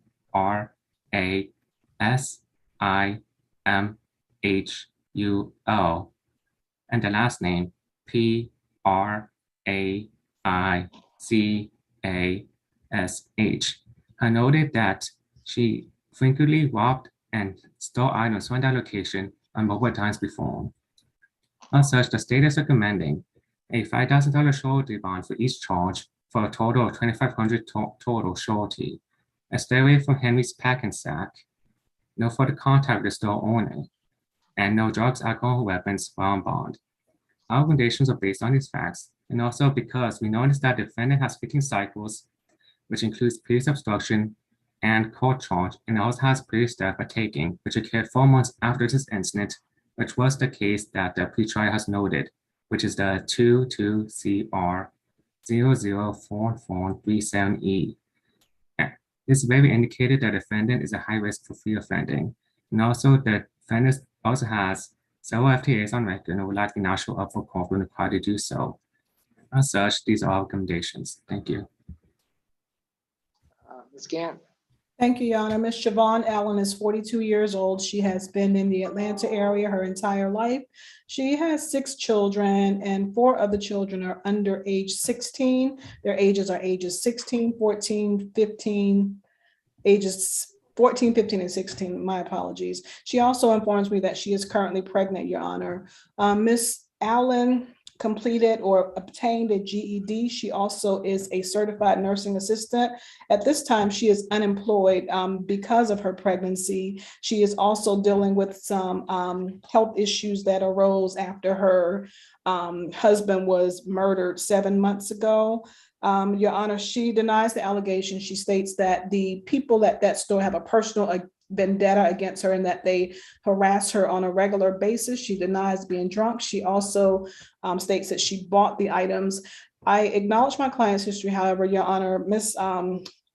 Allen is unable to pay anything toward bond. Therefore, I am requesting a signature bond, Your Honor. And I would also bring to the court's attention that we are requesting a behavioral health evaluation here to help to connect her with many of the resources that she needs to manage her ongoing health problems. We are unopposed to the stay away and the no contact orders. Thank you.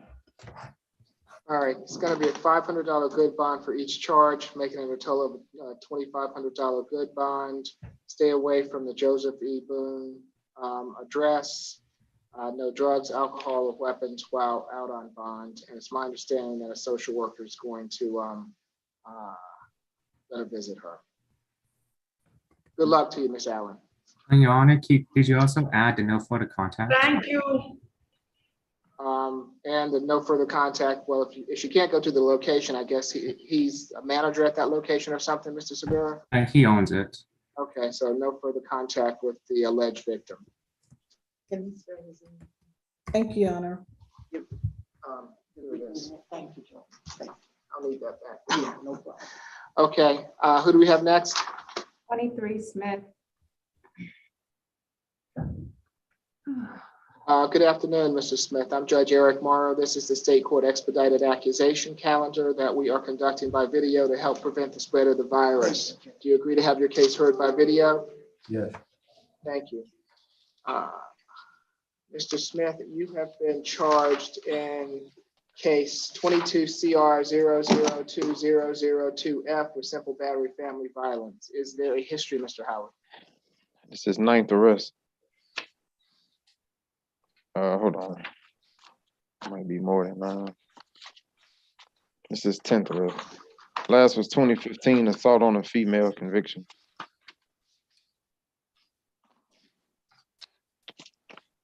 2018, I'm sorry. What is this? Hold on, Judge. It's like 2018 assault on a female by male at least 18 years of age. 2015 assault on a female conviction. 2014 possession of drug paraphernalia conviction. Before that was in the 90s, a robbery with a dangerous weapon. He's a resident of Charlotte, North Carolina. Okay. Thank you. Ms. Sari. Yes, Your Honor. In this case, officers responded to 255 Cortlandt Street Northeast in Atlanta regarding a physical dispute. When officers arrived, they met with the victim, who is Katrina Smith. She stated that the defendant pushed her into a wall because she refused to have sex with him. They are husband and wife. As we've heard from pretrial, the defendant and the victim are both residents of North Carolina, but they visited Georgia here. And we've heard from pretrial of his history, 2015 assault on a female, that was a conviction, a 1993 robbery with a deadly weapon, in a robbery that was resulted in a guilty plea. The state's recommendation is a $2,000 surety bond with conditions of no contact with the victim, 1-day anger awareness, and no drugs, alcohol, or weapons while on bond. Nothing further. Have you spoken with Mrs. Smith? Ms. Sari? Your Honor, just 1 second.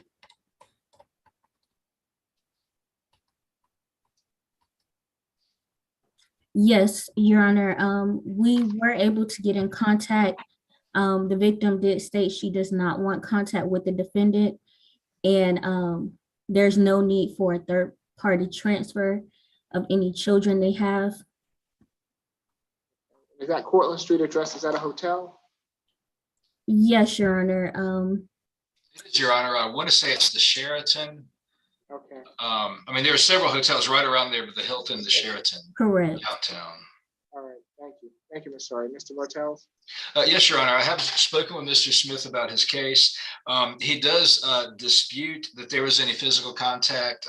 He does indicate that there was a verbal argument, and that was it.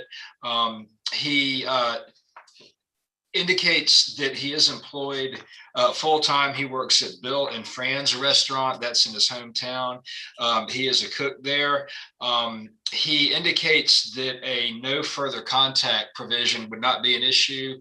He said that he does have another place where he can stay during the pendency of this case. And again, he does dispute the allegation that there was any physical contact. The report says he does meet the criteria for unsecured judicial release. So given all of that, he does want to ask for an unsecured judicial release. If the court is not so inclined, in the alternative, we would ask for a $1,000 bond amount. Does he live with Ms. Smith in North Carolina? What I've been told is that they are separated, Your Honor. Okay, so I'm just wondering, because if he can't have any further contact with her and he needs a one-time escort to get any belongings, I'll put in there a one-time escort. Yeah. He may still have some belongings there, so I think that would be helpful, Judge. Okay, all right. So it's going to be $1,000 good bond, no further contact with Mrs. Smith. Stay away from 255 Cortlandt Street address, the hotel. I don't know if he has anything at the hotel, but if he does, he can have a one-time escort to go back there to retrieve his belongings. If he and Ms. Smith, if he has anything at Ms. Smith's residence, he can have a one-time escort to her residence to pick up any belongings. No drugs, alcohol, or weapons while out on bond. No ADW. Okay, got it, Judge. All right, very good. Good luck to you, Mr. Smith. Position 10, drummer.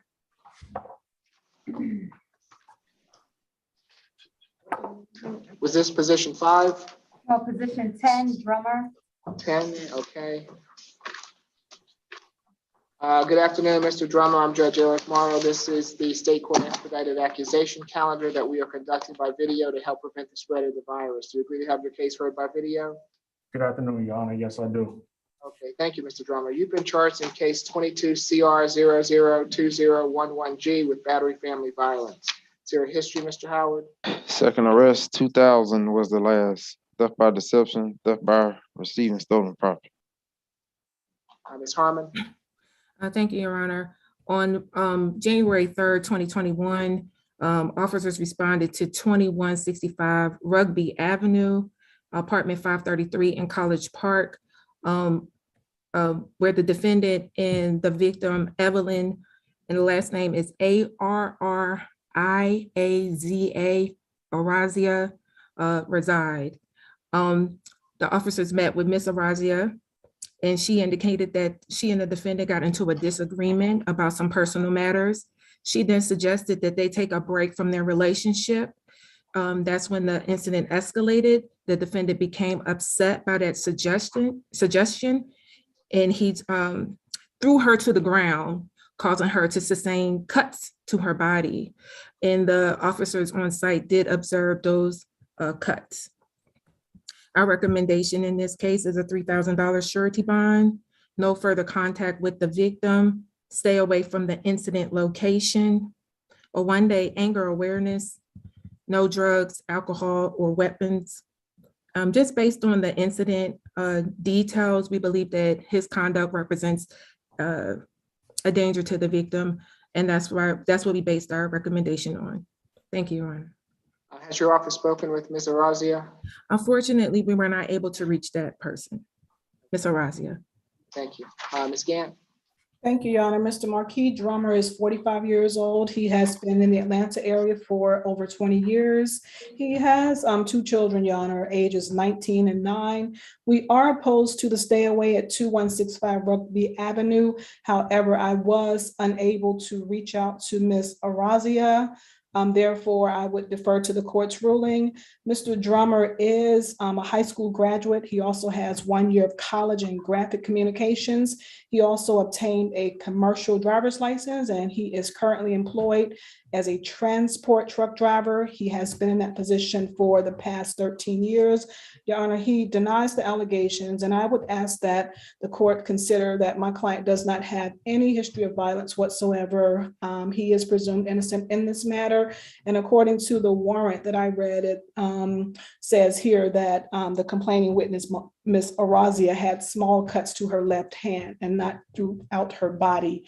Your Honor, the arrest in 2000, Mr. Drummer informs me that that did not lead to a conviction. And it is for these reasons, Your Honor, that I am requesting a signature bond as he is recommended through pretrial.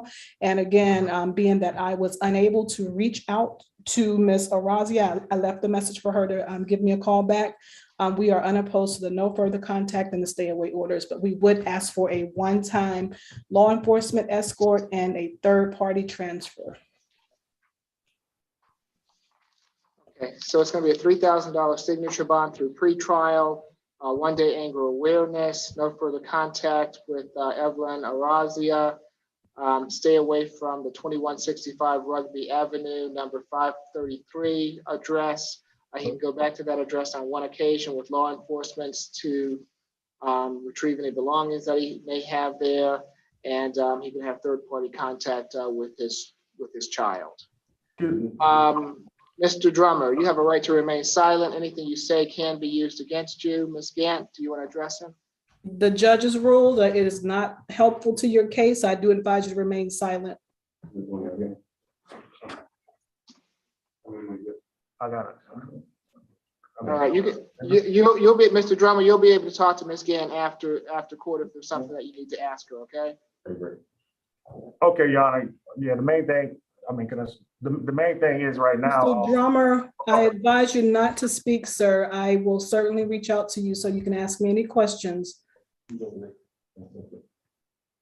All right, good luck to you, Mr. Drummer.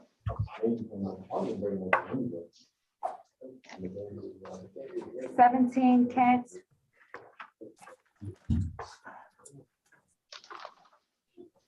Good afternoon, Mr. Kent. I'm Judge Eric Morrow. This is the state court expedited accusation calendar that we are conducting by video to help prevent the spread of the virus. Do you agree to have your case heard by video? Yes, Your Honor. Thank you. Thank you. Thank you, Mr. Kent. You've been charged in case 22 CR 0020073 with criminal trespass, family violence. Is there a history, Mr. Howard? With us, Mr. Howard? Yeah, I'm here. 18 total. Last arrest was June 1st, 2021, trespass out of Clayton County. On probation out of DeKalb for criminal trespass. Hold on, let me see. I got a 2006 ag assault battery conviction. I think that's it as far as violent convictions. All right, sorry. Yeah, some other stuff that was dead docket. Yes, Your Honor. In this case, officers responded to 2017 Cox Court in College Park, Georgia, regarding a criminal trespass. This defendant and the victim, Yolanda Kent, they're currently married, but they're soon to be divorced. And the defendant came over to the victim's home without her permission. He broke into the back window of her apartment. The defendant did cut his arm in the process of breaking into the window, and there was blood all over the window. The victim's daughter was also a witness, and she provided a written statement. The defendant's name is not on the lease, and he does not live at the property. Your Honor, currently this defendant has a no contact order out of Clayton County for criminal trespass against the same victim back in February of this year. He pled guilty and he's currently on probation. And here he is today with another criminal trespass against the same victim. So he has violated his conditions. And he's currently on probation. Your Honor, we've heard from pretrial that this defendant does have a 2016 ag assault that was a guilty conviction, battery that was a guilty conviction, a criminal trespass that resulted in a guilty conviction, and then in 2019, and then the one that's in 2021. This defendant also has probation violations and FTAs in his history. He does present a risk of reoffending. He's just offended. He committed an offense this year, and he's committed another one just yesterday of the same offense. The state's recommendation is a $7,500 surety bond, no contact with the victim, a stay away, and 8 weeks anger management. Thank you, Ms. Sorry. Ms. McLeod? Yes, Your Honor. It appears that Mrs. Kent may be on, Your Honor. So if the court would like to hear from her, and then I'll speak. All right, this is Yolanda Kent. Yes, I'm here. Okay, can you raise your right hand for me? Yes, sir. Do you swear affirm the testimony you're about to give before this court be the truth, the whole truth, and nothing but the truth? I do. Okay, you put your hand down, ma'am. Thank you. What would you like to tell the court? Yes.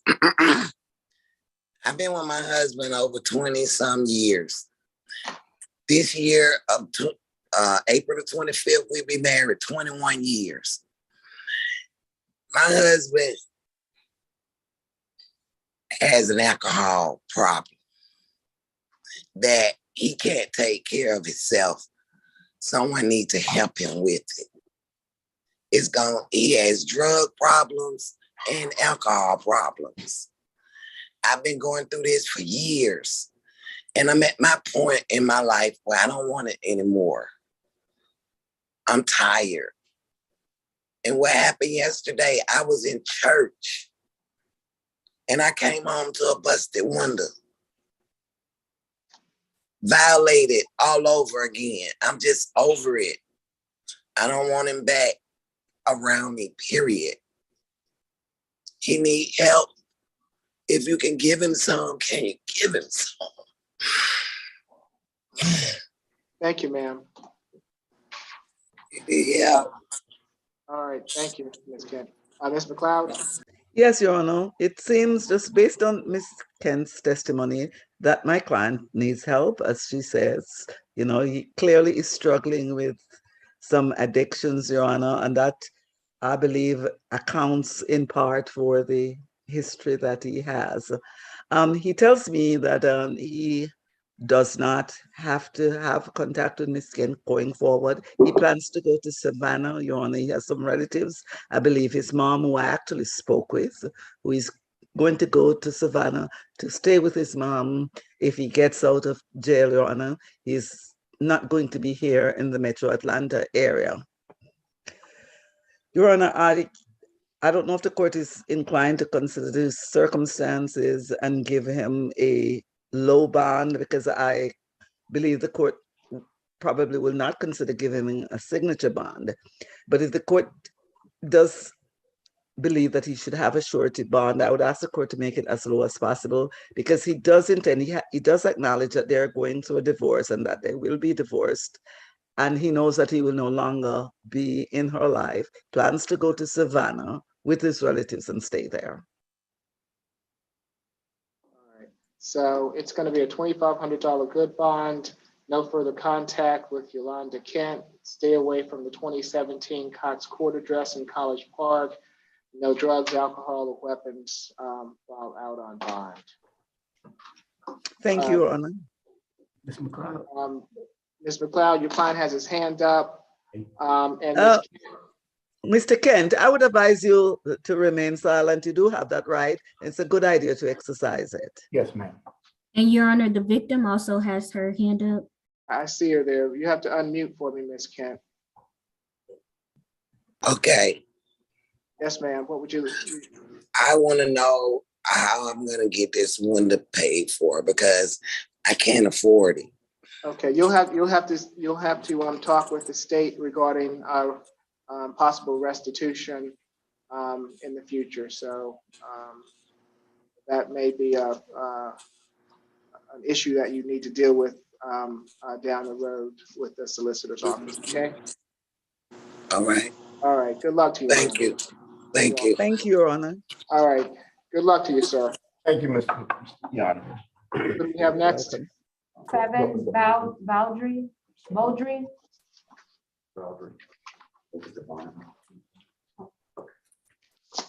Good afternoon, Mr. Baldry. I'm Judge Eric Morrow. This is the State Court Expedited Accusation Calendar that we are holding by video to help prevent the spread of the virus. Do you agree to have your case held by video? Yes, sir. Thank you. Mr. Baldry, you've been charged in case 22 CR 0020008Y with battery family violence. Is there a history, Mr. Howard? It is. Give me one moment. I'm about to put something in the chat for you. Hold on.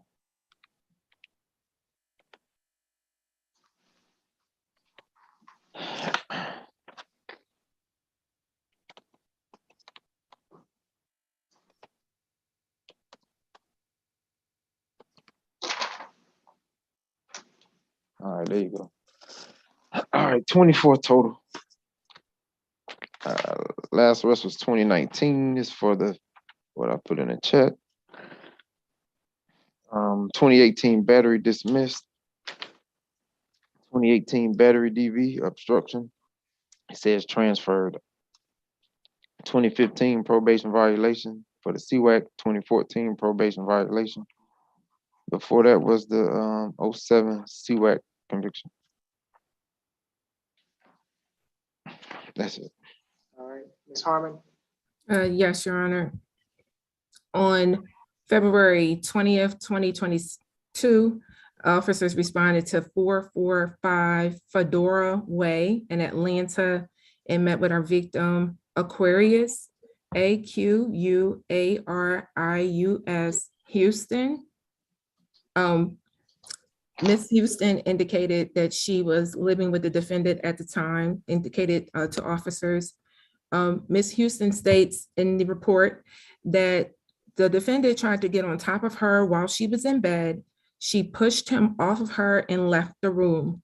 The defendant then followed her to the kitchen and began striking her in the face with clenched fists. Officers observed blood and swelling to her face, blood in her lips and her nose. Your Honor, our recommendation in this case is a $7,500 surety bond, no further contact with the victim, Aquarius Houston, stay away from the incident location, a one-day anger awareness class, no alcohol, drugs, or weapons. He was originally given a $3,000 surety bond, but we believe because he has a risk of reoffending due to his criminal history and that he represents a flight risk, that an increase in the bond is warranted here. As pre-trial pointed out, defendant has 24 cycles. There is felony history, convicted felony history between 1991 and 2008.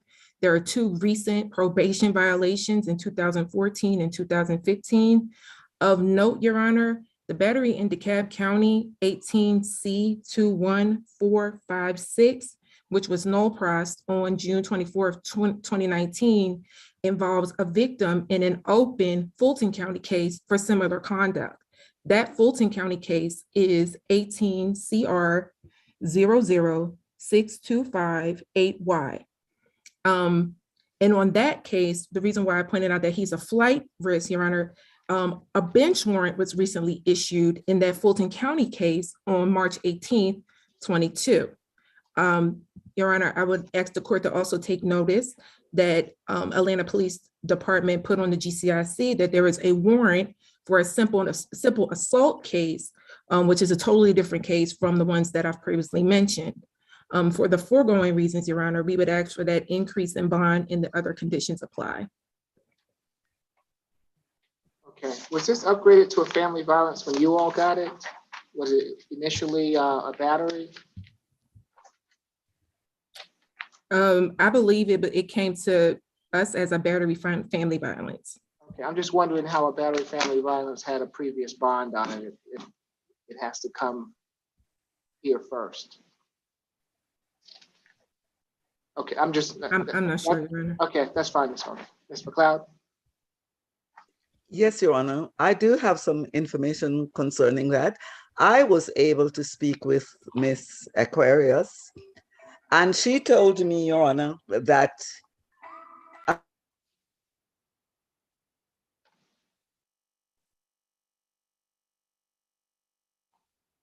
yes, I was able to speak with her, Your Honor, and I did write down some of what she said.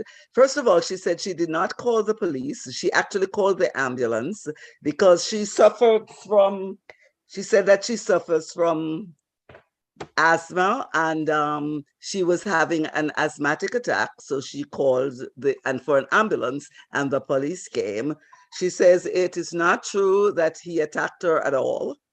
That is completely untrue. And I actually wrote down her words. She said, and I quote, "He is my life, he is my heart, and I love him dearly. I'm not in the least bit afraid of him, and he didn't do anything like that." So she said she was surprised when the ambulance came, and next thing she heard that he had been arrested behind all of this, Your Honor.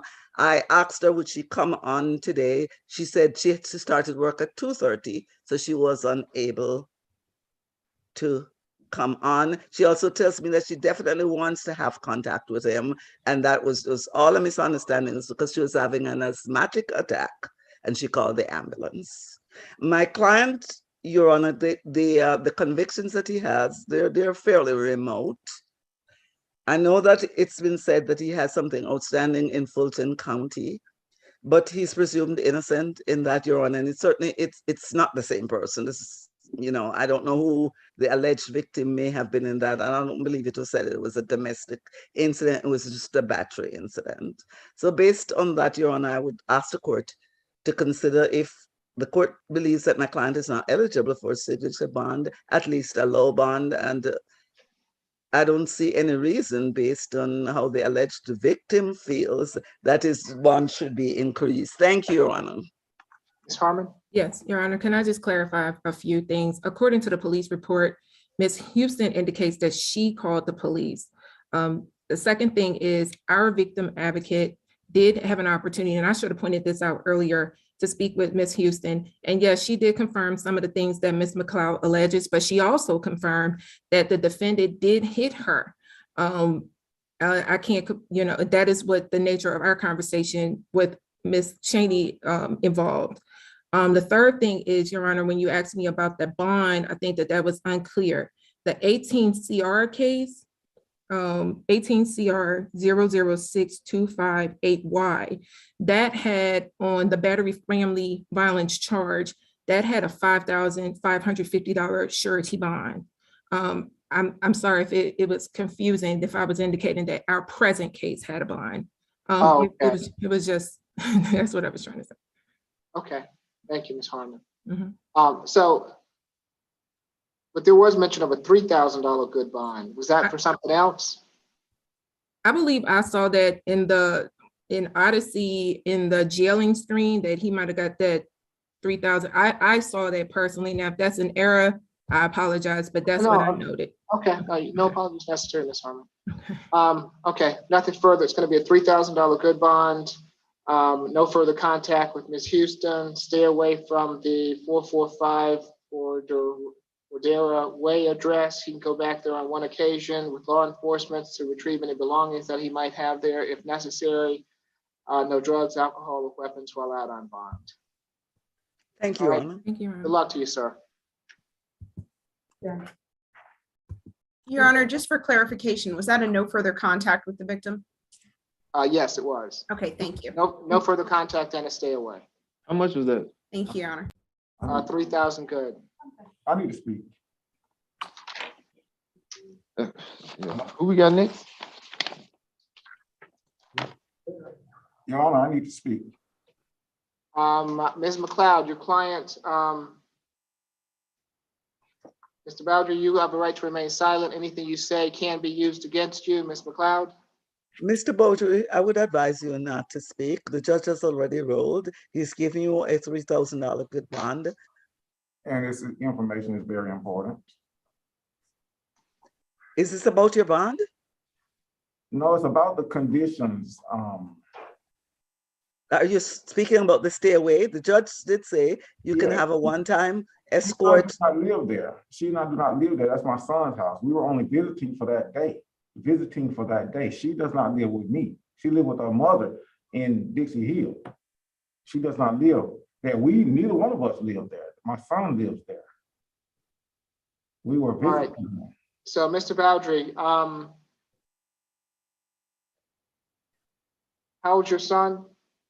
28. 28. All right. So you have a stay away from Ms. Houston, and that includes, you have no further contact with Ms. Houston, and that includes a stay away from wherever she resides. So if your son lives at the Cordera Way address, I won't restrict you from your son, but but I am restricting you from anywhere that Ms. Houston lives or being around her. Okay. Yes, sir. All right. Good luck to you, sir. Thank you. 5, Benjamin.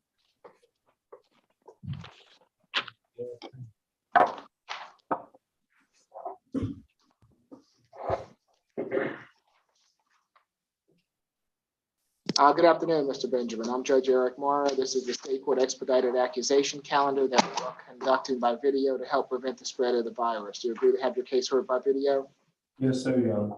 Thank you, Mr. Benjamin. You've been charged in case 22 CR 002014J with battery, family violence, and cruelty to children in the 3rd degree. Is there a history, Mr. Howard? 19 total between California, Illinois, and Wisconsin. Last arrest was 2019, possession of marijuana / hash out of Los Angeles, California.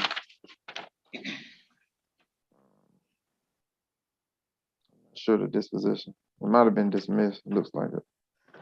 2014, Illinois, possession of cannabis. reckless driving, fleeing attempt to elude an officer, 2013. I saw a 2011 reckless conduct conviction. 2010 parole violation. He had a 2011 capital offense. I'm not sure what happened with that. I'll put that in the chat. But that's all I got. Judge, I need to step away for a moment. Okay. Mr. Segura? The incident occurred on February 17, 2022, at the incident location of 3265 Landings North Drive, Southwest Atlanta. In this situation, police officers responded to a domestic dispute. Police spoke to the victim, Ms. Rosa Cooper. Rosa spelled R-O-S-A. Cooper spelled C-O-O-P-E-R,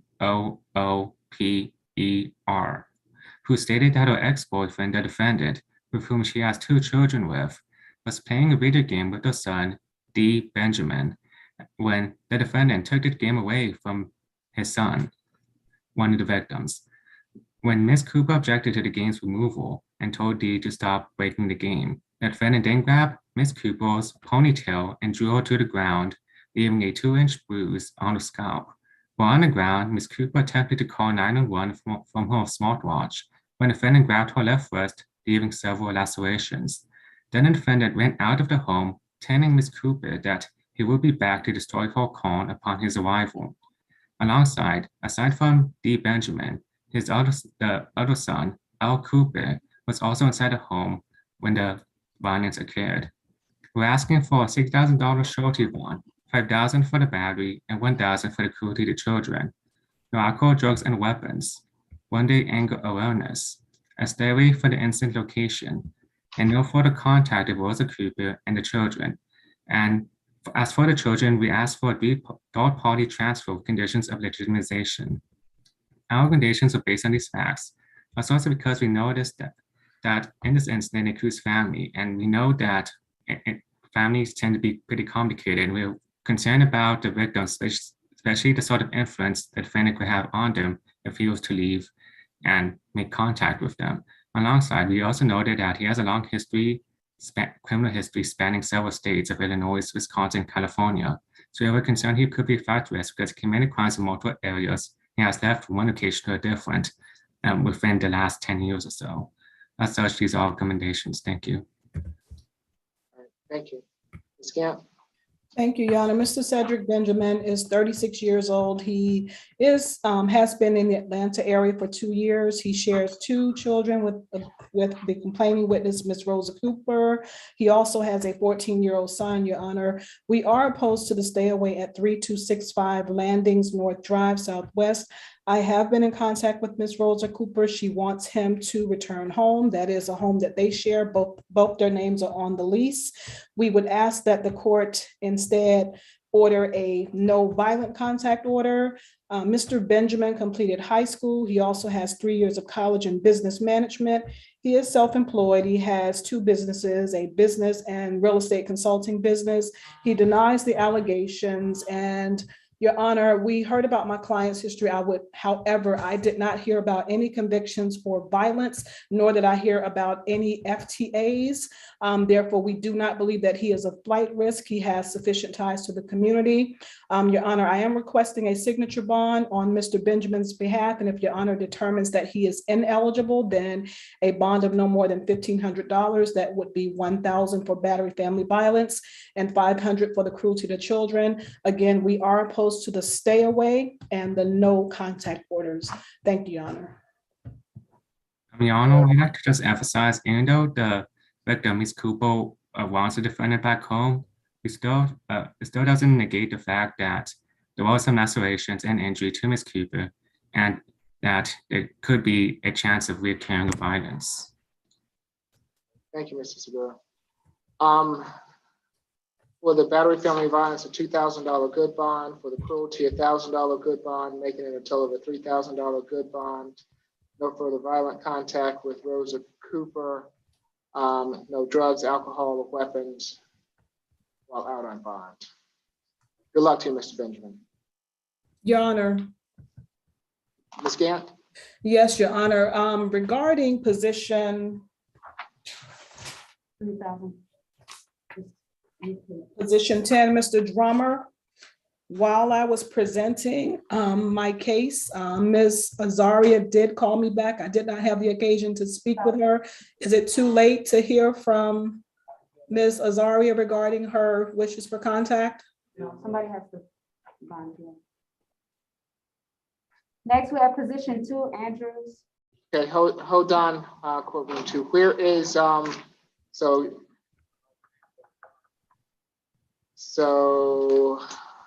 Ms. Azaria, is she on the line?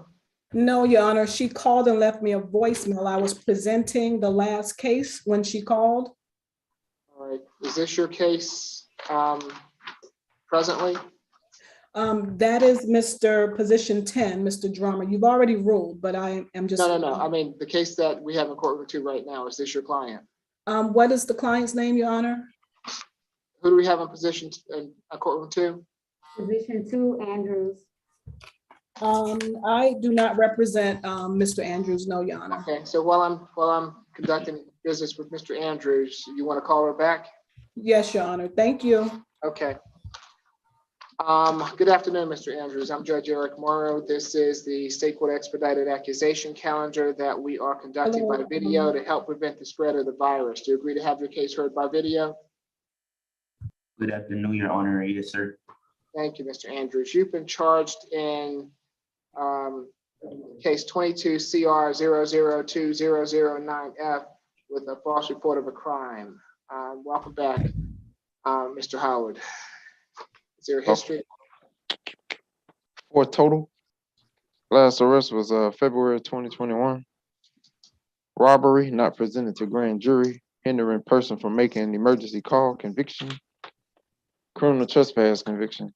That was out of Cobb County. November 2020, misdemeanor possession of marijuana, contributing to delinquency of a minor, dismissed.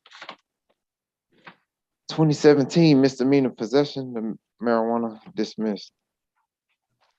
He has a hold.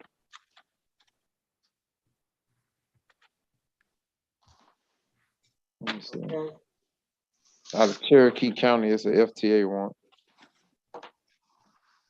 All right, and Mr. Andrews, also, I missed one. You've got 2 false report of a crimes. The second one is 22 CR 002010F, false report of a crime also.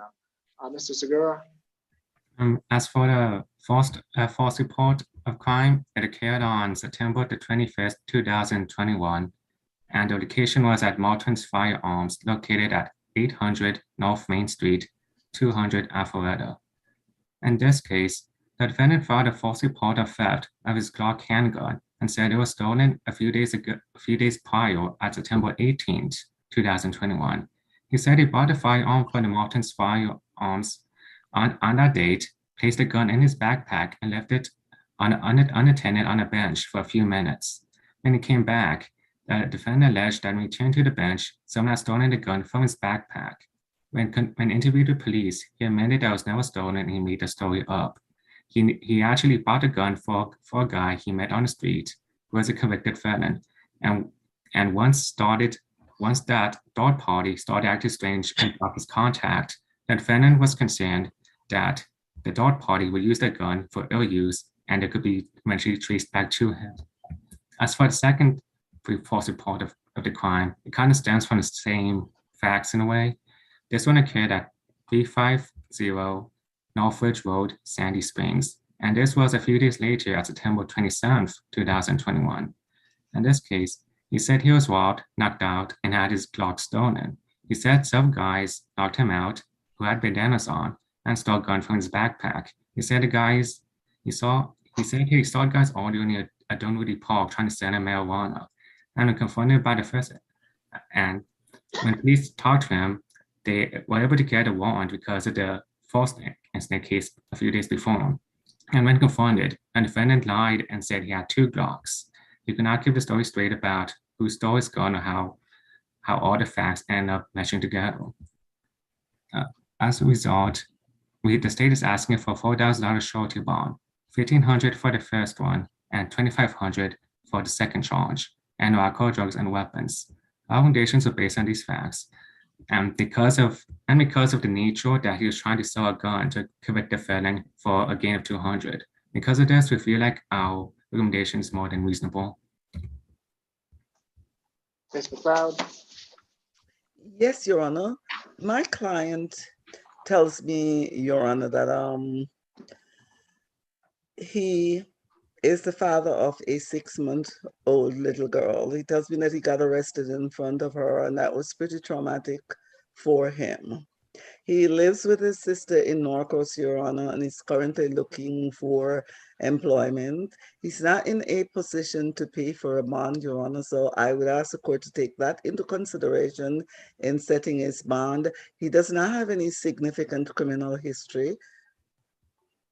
Therefore, I think the court should consider giving him a signature bond, and if the court thinks that he's not eligible for one, then as low a bond as possible. He is quite young, Your Honor, and I believe that should be taken into consideration as well. All right, it's going to be a $2,000 signature bond through the jail on both counts. No drugs, alcohol, or weapons while out on bond. Thank you, Your Honor. All right, good luck to you, Mr. Andrews. You're on mute, courtroom too. Okay. Thank you, Your Honor. You're welcome.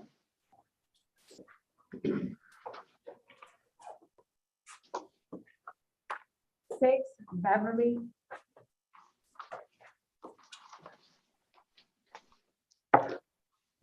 Good afternoon, Mr. Beverly. I'm Judge Eric Morrow. This is the State Court Expedited Accusation Calendar that we are conducting by video to help prevent the spread of the virus. Do you agree to have your case heard by video? Yes, Your Honor. Thank you, Mr. Beverly. You've been charged in case 22 CR 001999Y with battery family violence. Is there a history, Mr. Howard? Second arrest. Last arrest was back in October out of Vegas for carrying a weapon without a license. Guilty. All right, Ms. Falk? Yes, Your Honor. This case happened on April 2nd at 740 Sidney Marcus Boulevard. Officers responded to that location. They spoke to Malasia Kaysen, that is Malasia, Kaysen, Casson. Mr. Kaysen and Mr. Beverly, the defendant, and Ms. Kaysen reside in the same house. However, they had broken off their relationship. What occurred on that date was that there was a verbal altercation, and as Ms. Kaysen as the defendant was trying to get Ms. Kaysen out of the home, he engaged in a physical altercation with her where he pushed her, she fell to the ground, and then he struck her. Officers observed multiple braids missing from Ms. Kaysen's hair, as well as a scratch on her arm. We have spoken to the victim in this case. I don't know if she is here today. However, she stated she has moved out of the residence, is no longer living there. She stated that they do not share children. She does not want contact with the defendant, and that he pulled 6 of her braids out by the root, which left her with bald patches. So this was a pretty significant injury to the victim. We also have concerns as that the defendant does not have significant ties with this community, as his last case, his only case, was that carrying a concealed weapon case out from 2022, which is in February, less than 2 months ago was his conviction date out of Nevada. So for those reasons, we are asking for a $4,000 surety bond. We are further asking for no further contact with the victim, as well as a 1-day anger awareness course and no alcohol, drugs, or weapons. As to the stay away order, Your Honor, we would ask for a one-time police escort just to ensure that Ms. Kaysen is no longer at that residence and has vacated before this defendant takes residence. All right, thank you, Ms. Falk. Ms. Gant? Thank you, Your Honor. Mr. Armani Beverly is 24 years old. He has been in the Atlanta area for 4 years. He has family here, including his mom. Therefore, he does have ties. Furthermore, he has been employed at DoorDash for 2 years in a full-time capacity. Your Honor, we are opposed to the stay away at 740 Sidney Marcus Boulevard, as Mr. Beverly informs me that that is his residence, and that Ms. Kaysen does not live there. He does not want any contact, therefore we are unopposed to the no contact order. Mr. Beverly completed high school. He also has 2 years of college in the area of electrical engineering. As I stated earlier, he works at DoorDash, has been there for the past 2 years. Your Honor, he denies the allegations, and I would just bring to the court's attention that my client had injuries as well, injuries to his knuckles, Your Honor. We heard about my client's background. However, Your Honor, there are no convictions for violence, and he is recommended for a signature bond. Therefore, I'm requesting a signature bond on Mr. Beverly's behalf. And if Your Honor is not inclined, then a bond of no more than $1,000. Thank you. All right, so it's going to be a $3,000 signature bond through pretrial, 1-day anger awareness, no further contact with Ms. Casson. He can go back to the 740 St. Marcus Boulevard address, but the first time he's going to go back with an escort to make sure that she's no longer at that residence, no drugs, no alcohol or weapons while out on bond. All right, Mr. Beverly, good luck to you, sir. Thank you, Your Honor. What do we have next? 13, Garcia. You said 3,000, right? Yes. Good afternoon, Mr. Garcia. I'm Judge Eric Morrow. This is the state court expedited accusation calendar that we are conducting by video to help prevent the spread of the virus. Do you agree to have your case heard by video? Yes, sir. Thank you. Mr. Garcia, you've been charged in case 22 CR 002003J with battery family violence. Is there a history, Mr. Howard? 7 total. Last was 2016 violation of probation out of Florida. I got a battery conviction from 2015 out of Florida. I got some traffic stuff. 2013 battery DV. I don't see a disposition for that. 2015 suspended license. 2016 violation of probation. That's it. This is first Georgia arrest. Paul? Yes, Your Honor. This occurred at the 4060 Martin Luther King Jr. Drive address in Atlanta, Georgia, and occurred back on April 2nd of 2022. So it's been less than 48 hours at this point. Officers responded to that location and met with Michelle Flowers, common spelling for both Michelle and Flowers. She and the defendant reside together, and officers upon arrival could clearly see she had a visibly bloody nose. And Ms. Flowers did state to the police that the defendant struck her with a closed fist several times, causing her nose to bleed. The victim and the defendant are in a relationship, and they do not share children. My apologies, let me amend a statement that I made. She has stated that they did not live together. However, we have, based on the warrant, that they were living together. So at this time, we're leaving the charge as is until we can gather more information about the status of whether they resided together or not. She has also stated she wants no violent contact. However, the state's concerns on this one, Your Honor, is the defendant already has one prior 2015 conviction for DV, touching and striking out of Florida, has another arrest where there's no disposition showing out of Florida in 2013.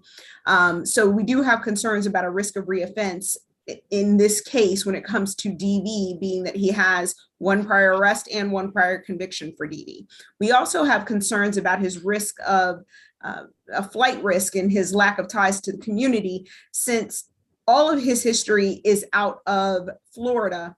And he has 8 cycles all out of Florida going all the way up till 2016. We are concerned about a risk of reoffense, as he also has that probation violation in 2016 and a previous probation violation from 2013. All of those add up to a person, Your Honor, that the state does not feel comfortable agreeing to any kind of signature bond on. We are requesting a $5,000 surety bond, no further contact with Ms. Flowers, a stay away from that location, and a 1-day anger awareness. Okay. Anything further? Nothing further. Okay. Thank you, Mr. Bartel. Yes, Your Honor. Thank you. I've spoken with Mr. Garcia. I also spoke with Ms. Flowers. I believe she is still here on the call.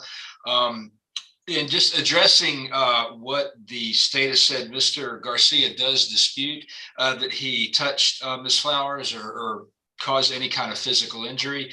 I did manage to speak with Ms. Flowers over the phone earlier. She indicated that they had a verbal argument that she believed was misinterpreted. Somebody at this gas station called the police. They believed that she had been injured. She indicated that she has a deviated septum, which causes spontaneous nosebleeds. Regarding any statement she made to the police, I don't have a copy of the police report. All I have a copy of is the warrant, which just states that he allegedly hit her in the face. But as mentioned, I did talk with Ms. Flowers earlier. She indicated that she is not in fear of Mr. Garcia and wants a no further violent contact provision, Judge. And she also told me that they do not live together. So I hear what Ms. Falk is saying, but I'm not seeing an indication that it is a domestic violence charge. Regarding his ties to the community, he indicates he's been in Atlanta since 2017, so he's been here for 5 years. His mother and cousin also live in the metro Atlanta area, so he does have ties to the community. In terms of the charges in Florida, he indicated that he is not on probation or parole, that case in 2016, he received a violation and was given time to serve on that, but the probation was terminated and the case is closed out. So I'm advised he does not have any open cases. I'm also advised that he works 2 jobs. He works at the Veranda Club on Crescent Avenue on the weekends and also works in sales at Builders Liquidator Company. So he does have 2 jobs. He has ties to the community. Given all of that, we would ask for an unsecured judicial release. If the court believes he doesn't qualify for that, we would ask for a $1,000 good bond. Okay, I see you there, Ms. Flowers. If you would like to address the court, I'll need for you to raise your right hand. You swear affirm testimony you're about to give before this court be the truth, the whole truth, and nothing but the truth? Yes. Okay, and can you take the gun out for me, please, ma'am? Yeah. All right, what would you like to tell the court? I do want to correct whatever statement was written. He never touched me. I don't know why they wrote that down. When they first approached the car, I let them know right off the bat. He never touched me. I never even said anything with the fist because he never touched me. He's an amazing guy. He takes care of me. He would never lay a finger on me or even think about it. I have no fear, like with being around him. I always want to be around him more so. And again, like he never laid a hand on me. I have a deviated septum that I got hit with the football in middle school, and I have spontaneous nosebleeds. I have them, it could be anywhere. So yes, that's it. All right, so you were arguing at that gas station. Was it a gas station? Yes, it was a gas station. Okay, and you're telling me that you did you call the police? No, I did not call the police. Someone heard us arguing and they called the police because I didn't even know they were coming. Okay, and when you spoke to the police, a police report was generated? Yeah, I assume so. Okay. I'm not too sure, honestly. I mean, I didn't I didn't even want to report anything. There was nothing that happened. All right, and you also told the court that you don't live together? Yeah, we do not live together. I live with my mom. Okay. Ms. Falk, do you have any questions? No, Your Honor. No questions. Okay. Anything further, Ms. Flowers? Just that I want to have contact with him and want him to come home. That's all. When you say home, is he, No, out into the real world more so, like away, like he wasn't even supposed to be taken in is what I'm saying. Like we don't live together. Like come back to me. Like do you know what I'm trying to say? No, normally if I said to someone, please come home, I would be saying, please come home. I wouldn't be saying, please let him out. Home is with me, like with me. Like with me, like I'm his, like I'm his home. You're his Yeah. home. Yeah. We don't live together. I live with my mom. We don't have any like statements together or anything. All right. Anything further, Mr. Cortez, Ms. Falk? Nothing further, Your Honor. Your Honor, all the state has to say is that, we do ask for also a no alcohol, drugs, or weapons provision. The version given by the defense is essentially that a person unknown to everyone saw these two in a car, saw something that was alarming enough to call the police to go out to that location. Somehow the police got it in their heads through someone telling them this, that she was punched several times. And we're supposed to believe that she just happened to have a nosebleed at the same time that someone called the police because they observed something that caused alarm enough for them to call the police. And now she's saying she wants him to come home. But what she really means, Your Honor, is that home is where her heart is, not that they actually live together, even though the warrant says they reside together. Honestly, this is something that's going to get sorted out the minute we go through the body worn camera. But I would ask, based on everything we've just heard today, that a surety bond is definitely necessary, as well as a stay away after this version of events. Could I add something? Yes, Ms. Flowers. Like she said, I mean, a witness he heard us yelling. It was dark. Like I said, I mean, I would still have marks on me if he did hit me. I don't have marks on me. I have a deviated septum, like I repeated once again. Spontaneous nosebleeds happen when I'm in the shower, when I'm just walking, when I'm driving, it happens. And that's where that came from. But he did not lay a hand on me. Yes, home is where the heart is, if she wants to call it whatever she said, but more so, he's an amazing guy. He's a great son. He's never laid a finger on me. He never will. I know that for a fact. And I mean, that's that. All right, Ms. Flowers. So it's going to be $1,000 good bond. No further violent contact with Ms. Flowers. No drugs, alcohol, or weapons while out on bond. All right. Good luck to you. Sir, can you please repeat the bond again? 1,000 good. Thank you. All right. Good luck to you, Mr. Garcia, and good luck to you, Ms. Flowers. Thank you, sir. Thank you. Yeah, love you, Leo. Love you too. Position 11, Mr. Finley.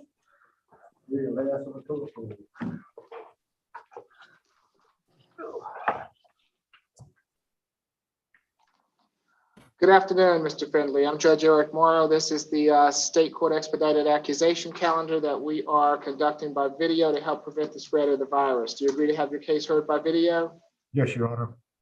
Thank you. Mr. Findley, you've been charged in case 22 CR 001956C with obtaining unlawful entry into MARTA, certain acts on a bus, rail station prohibited, and criminal trespass. Is there a history, Mr. Howard? 31 total. Last arrest was back in August. Death by taking, that's open in state court, 21 CR 004270C.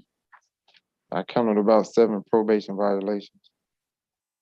2016 trespass conviction, 2020 disorderly conduct, 5 shoplifting convictions. That's it. Ms. Sorry. Yes, Your Honor. In this case, officers responded to MARTA at 435 West Peachtree Street in Atlanta. They were called because the defendant gained entry into MARTA by forcefully pushing through the gate. He did not pay the required fare. The defendant then pulled himself out and urinated on the platform in plain view of the public at the train station. Your Honor, this defendant does currently have 2 active MARTA suspensions. One ends in September of this year, and the other ends in January of next year. And here we are again with this defendant. He does present a risk of reoffending, being that he has violated those 2 active suspensions already. As we've heard from pretrial, he does have probation violations.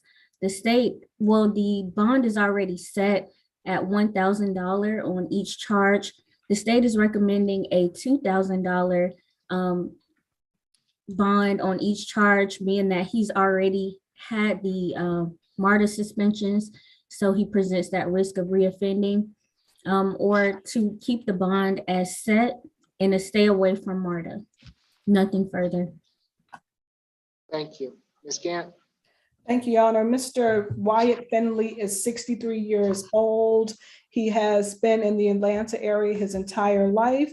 He is residentially challenged. However, he has a mailing address, and he also has a case manager who is working with him. He informs me that when he is released, he will be going to Gateway, and there he will participate in the evolution program. Mr. Finlay completed high school. He also has a year of college. He studied welding and blueprinting. He has been retired for the past 6 months.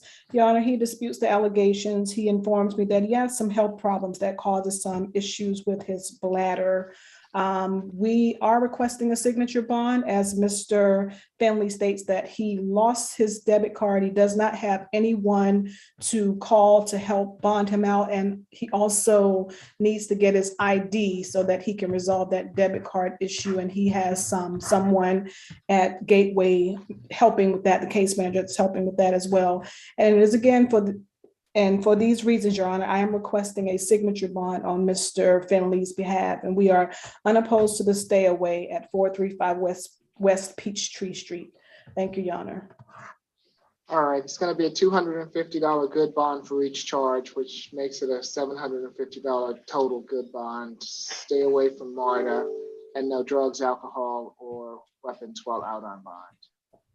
Good luck to you, Mr. Finley. Thank you, Your Honor. We're completed here in court, Mr. Judge. Okay, what So- happened with position 22? Jalon Sanders? She's right here in courtroom 3, Judge. Oh, okay. Thank you, courtroom 2, we appreciate it. Thanks. Good afternoon, Ms. Sanders. I'm Judge Eric Morrow. This is the state court expedited accusation calendar that we are conducting by video to help prevent the spread of the virus. Do you agree to have your case heard by video? Yes, sir. Thank you. Ms. Sanders, you've been charged in case 22 CR 0020048 with battery family violence. Is there a history? No, first arrest. Okay. Ms. Sorry. Yes, Your Honor. In this case, officers responded to 2535 CHANTILLY Drive in Atlanta. That's the address of a La Quinta Inn. They responded regarding a physical dispute. Once the officers arrived, they met with the reporting party, who was the front desk at the hotel. He stated that they received a call at the front desk, but no one was there to answer. And when he tried to call back, he heard yelling and screaming coming from the hallway and the phone. When officers arrived, they met with the victim, Deidre Sanders, DEIDRA. Ms. Sanders is the mother of the defendant. She stated that the defendant pushed her 3 times and then punched her during an argument. The defendant also grabbed the victim's taser out of her purse and tased the victim in the breast. The victim did sustain injuries, including swelling and bruising. Your Honor, given that this defendant does not have history, she does still present a risk of intimidating the victim, their mother and daughter, we did speak with the victim. She's on the call today. She advised us that she did not want contact with the victim. They do not live together, so there's no stay away needed. And that the victim also stated the defendant had been violent with her in the past, but she never called the police. So, Your Honor, the state is recommending a $4,000 surety bond with conditions of no contact with the victim, 1 day anger awareness, and no drugs, alcohol, or weapons while on bond. Thank you. Ms. McLeod? Yes, Your Honor. My client tells me that her mother is extremely abusive and has been abusive to all of her children. My client tells me that what happened is that her mother was being extremely abusive to her younger brother, who was 15 at the time. He just turned 16 today, and she came in defense of her brother, who was constantly abused and picked on by mom. She has no intention of living with her mother again. She's going to be living with her older sister who left because of the same thing, because her mom is so abusive. She does not want any contact with her mom. Your Honor, she has absolutely no history. And as she said, she was defending her younger brother who is being abused by her mother. I think she's a good candidate for a signature bond, Your Honor, because she has no history. And as she said, she was acting in defense of a child who was being abused by her mother. Your Honor, the victim does have her hand up. I believe she would like to address the court, please. Okay, let's see. Is this Ms. Sanders? Yes, sir. Yes, Your Honor. All right. Your Honor. Hold on, Ms. Sanders. Hold on. First, safety first. Are you driving? No, someone else is driving. Okay, very good. Raise your right hand for me.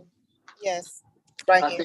Yes. Do you swear affirm the testimony you're about to give before this court be the truth, the whole truth, and nothing but the truth? Yes, sir. Okay, you can put your hand down. Thank you, ma'am. What would you like to tell the court? Your Honor, what happened was I was not being abusive to my 15-year-old son. My 15-year-old son has a problem with hygiene. He still pees in the bed and stuff like that there. And I was telling him, I said, Lon, you need to keep your hygiene up. No female is going to want you if you do not keep your hygiene up. Mrs. Jalon Sanders took offensive to that, got into the conversation, and was really nasty and mean to me. I told Jalon to stay out of it because I was intending talking to her brother.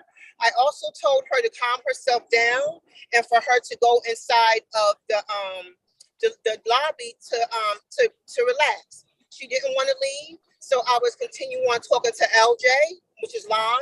Her sister, which is my oldest daughter, was on the phone at the present time. I went into the bathroom to talk with her. I came back out. Jalon was not supposed to be in the room, and my son opened the door to let her inside the room. And then what happened was, I said, Jalon, you need to leave and get out. I grabbed her stuff for her to leave. She pushed me. And then I said, don't you push me anymore. And then when I was trying to talk to my son, she pushed me again. And then me as a parent and me being her mother, and you living with me at the age of 20 years old, not working, not doing anything, don't even have a high school diploma. You dropped out of high school. You went to Michigan, did the same thing to your father and his girlfriend, tried to fight them as well. And then you come back to my home. I lost my apartment because of Jalon.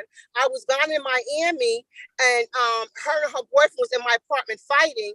The apartment complex terminated my lease. The police was called. 7 police officers came in there. That's why we was at the hotel, was because of Jalon.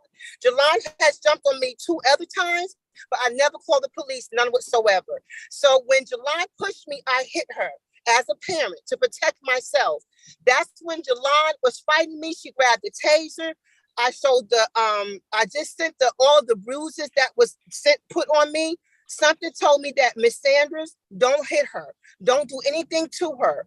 And because if I did, I would have been locked up, lost my job that I've been on for 4.5 years. I worked for the state. Then on top of that, my son would have went to juvenile. Jalon supposed to have been getting counseling. I've been trying to get her counseling forever. Jalon has PTSD, and she also has anxiety and depression. Jalon, her main thing, what she does when she gets money, she constantly wants to buy weed. That's all she do. Thank you, Ms. Sanders. You're welcome. I appreciate it. Ms. McLeod, your client has her hand up. Jalon Sanders, you have a right to remain silent. Anything you say can be used against you. Ms. Sanders, I think you shouldn't speak. I will speak for you. Your Honor, I think, just based on what Mom testified, that there is some validity to what my client said, that she was simply defending her younger brother, who is constantly abused, belittled, and picked on by his mother. All right. Your Honor, I'm sorry. I would just like for you to, if you could take the victim's testimony into account and the fact that this defendant did use a weapon when she committed these acts. Ms. Sanders, please do not speak. That's why you have a lawyer. Believe me, I am competent to explain to the judge what is going on based on our conversation. And the fact that she used a taser during this incident. Nothing further, Your Honor. All right. So Ms. Sanders, Jalon Sanders, speak with Ms. McLeod after after this hearing today, you'll be allowed to talk with her. You do have a right to remain silent, and you've been instructed to remain silent by your counsel. It's going to be a $2,000 signature bond through pretrial, 1-day anger awareness class, no further contact with Deidre Sanders. Stay away from the La Quinta Inn at the Chantilly Drive address, and no drugs, alcohol, or weapons while out on bond. If you have any belongings at Ms. Sanders' residence, then you get a one-time police escort. You can have a one-time escort with law enforcement to retrieve any belongings that you may have there. All right. Thank you, Your Honor. Good luck, Ms. Sanders, both Ms. Sanderses. Thank you. Let's see. Let's go back, Ms. Gant, to position number 10. I believe I see Ms. Ariaza. No. Yes, Your Honor, I was able to connect with her and she is on the Zoom call. Okay, ma'am, if you would like to address the court, I'll need for you to unmute yourself, and I'll have to unmute yourself first. You're still not on, you still have to unmute. Okay. I can't hear you, unfortunately. Your Honor, she did inform me during the call that she would like to have contact with position 10, Mr. I forget his name. Drummer, Mr. Drummer? Mr. Drummer, yes, yes. Okay, I did give Mr. Drummer a $3,000 signature bond through pretrial. What did you want? We were opposed to the stay away, but I could not contact her prior to the hearing. Okay, so can you hear me, Ms. Azars? Okay, are you afraid of Mr. Drummer? Do you want him back in your household? Has this ever happened before? Okay. It could be a no further violent contact, and we will remove the stay away provision. Is that what you want, ma'am? All right. All right, good luck to you, ma'am. And can you make that change? Thank you, Your Honor. All right, so I believe that concludes the calendar today.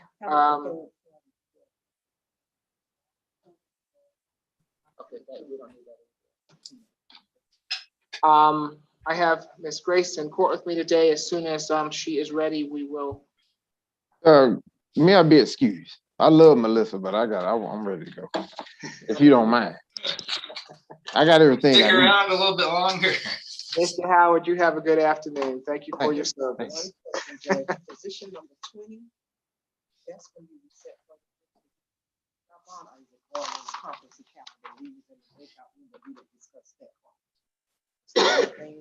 Yeah, I believe he's going on the competency. Okay, he is going. Which one you want to do? Okay, that's fine. Yes.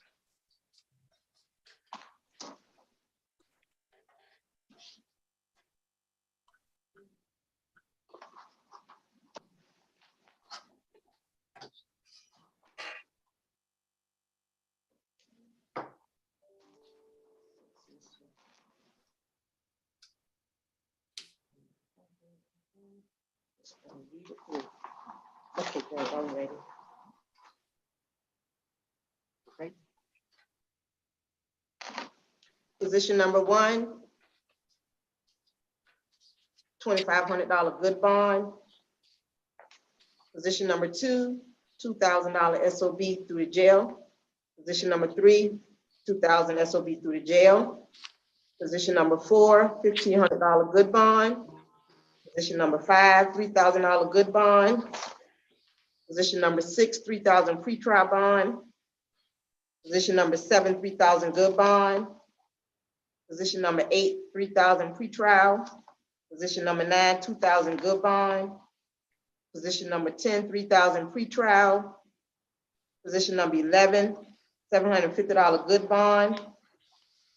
Position number 12, $3,000 pre-trial. Position number 13, $1,000 good bond.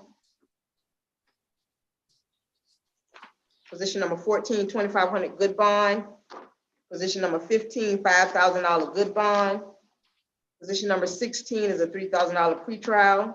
Position number 17, $2,500 good bond. Position number 18, $1,000 good bond. Position number 19 was released. Position number 20, $4,500 pretrial. And Your Honor, I've sent the court an email regarding that case. And yes, I forwarded that on to Miss Grace. She printed it out and I signed it and gave it back to her. Okay, great, thank you. And my understanding with position 20 was that was a $4,500 surety, not a pretrial. I've got good bond, yes. Yeah, same.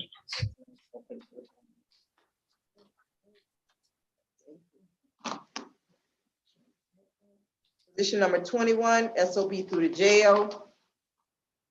Position number 22, $2,000 pretrial. Position 23, $1,000 good bond. Position 24, $5,000 pretrial. Okay, any questions, concerns? That's it, Your Honor. I'm working on the order for Mr. Hamberlin. Whenever I get that done, I'll forward it to the court and a copy to the state. Okay, very good. Thank you. Thank you, Mr. Bertels. Yes, thank you. All right, thank you all. We will see you tomorrow. Right, thank you. Y'all be safe. Thanks, Judge. Everybody have a good day.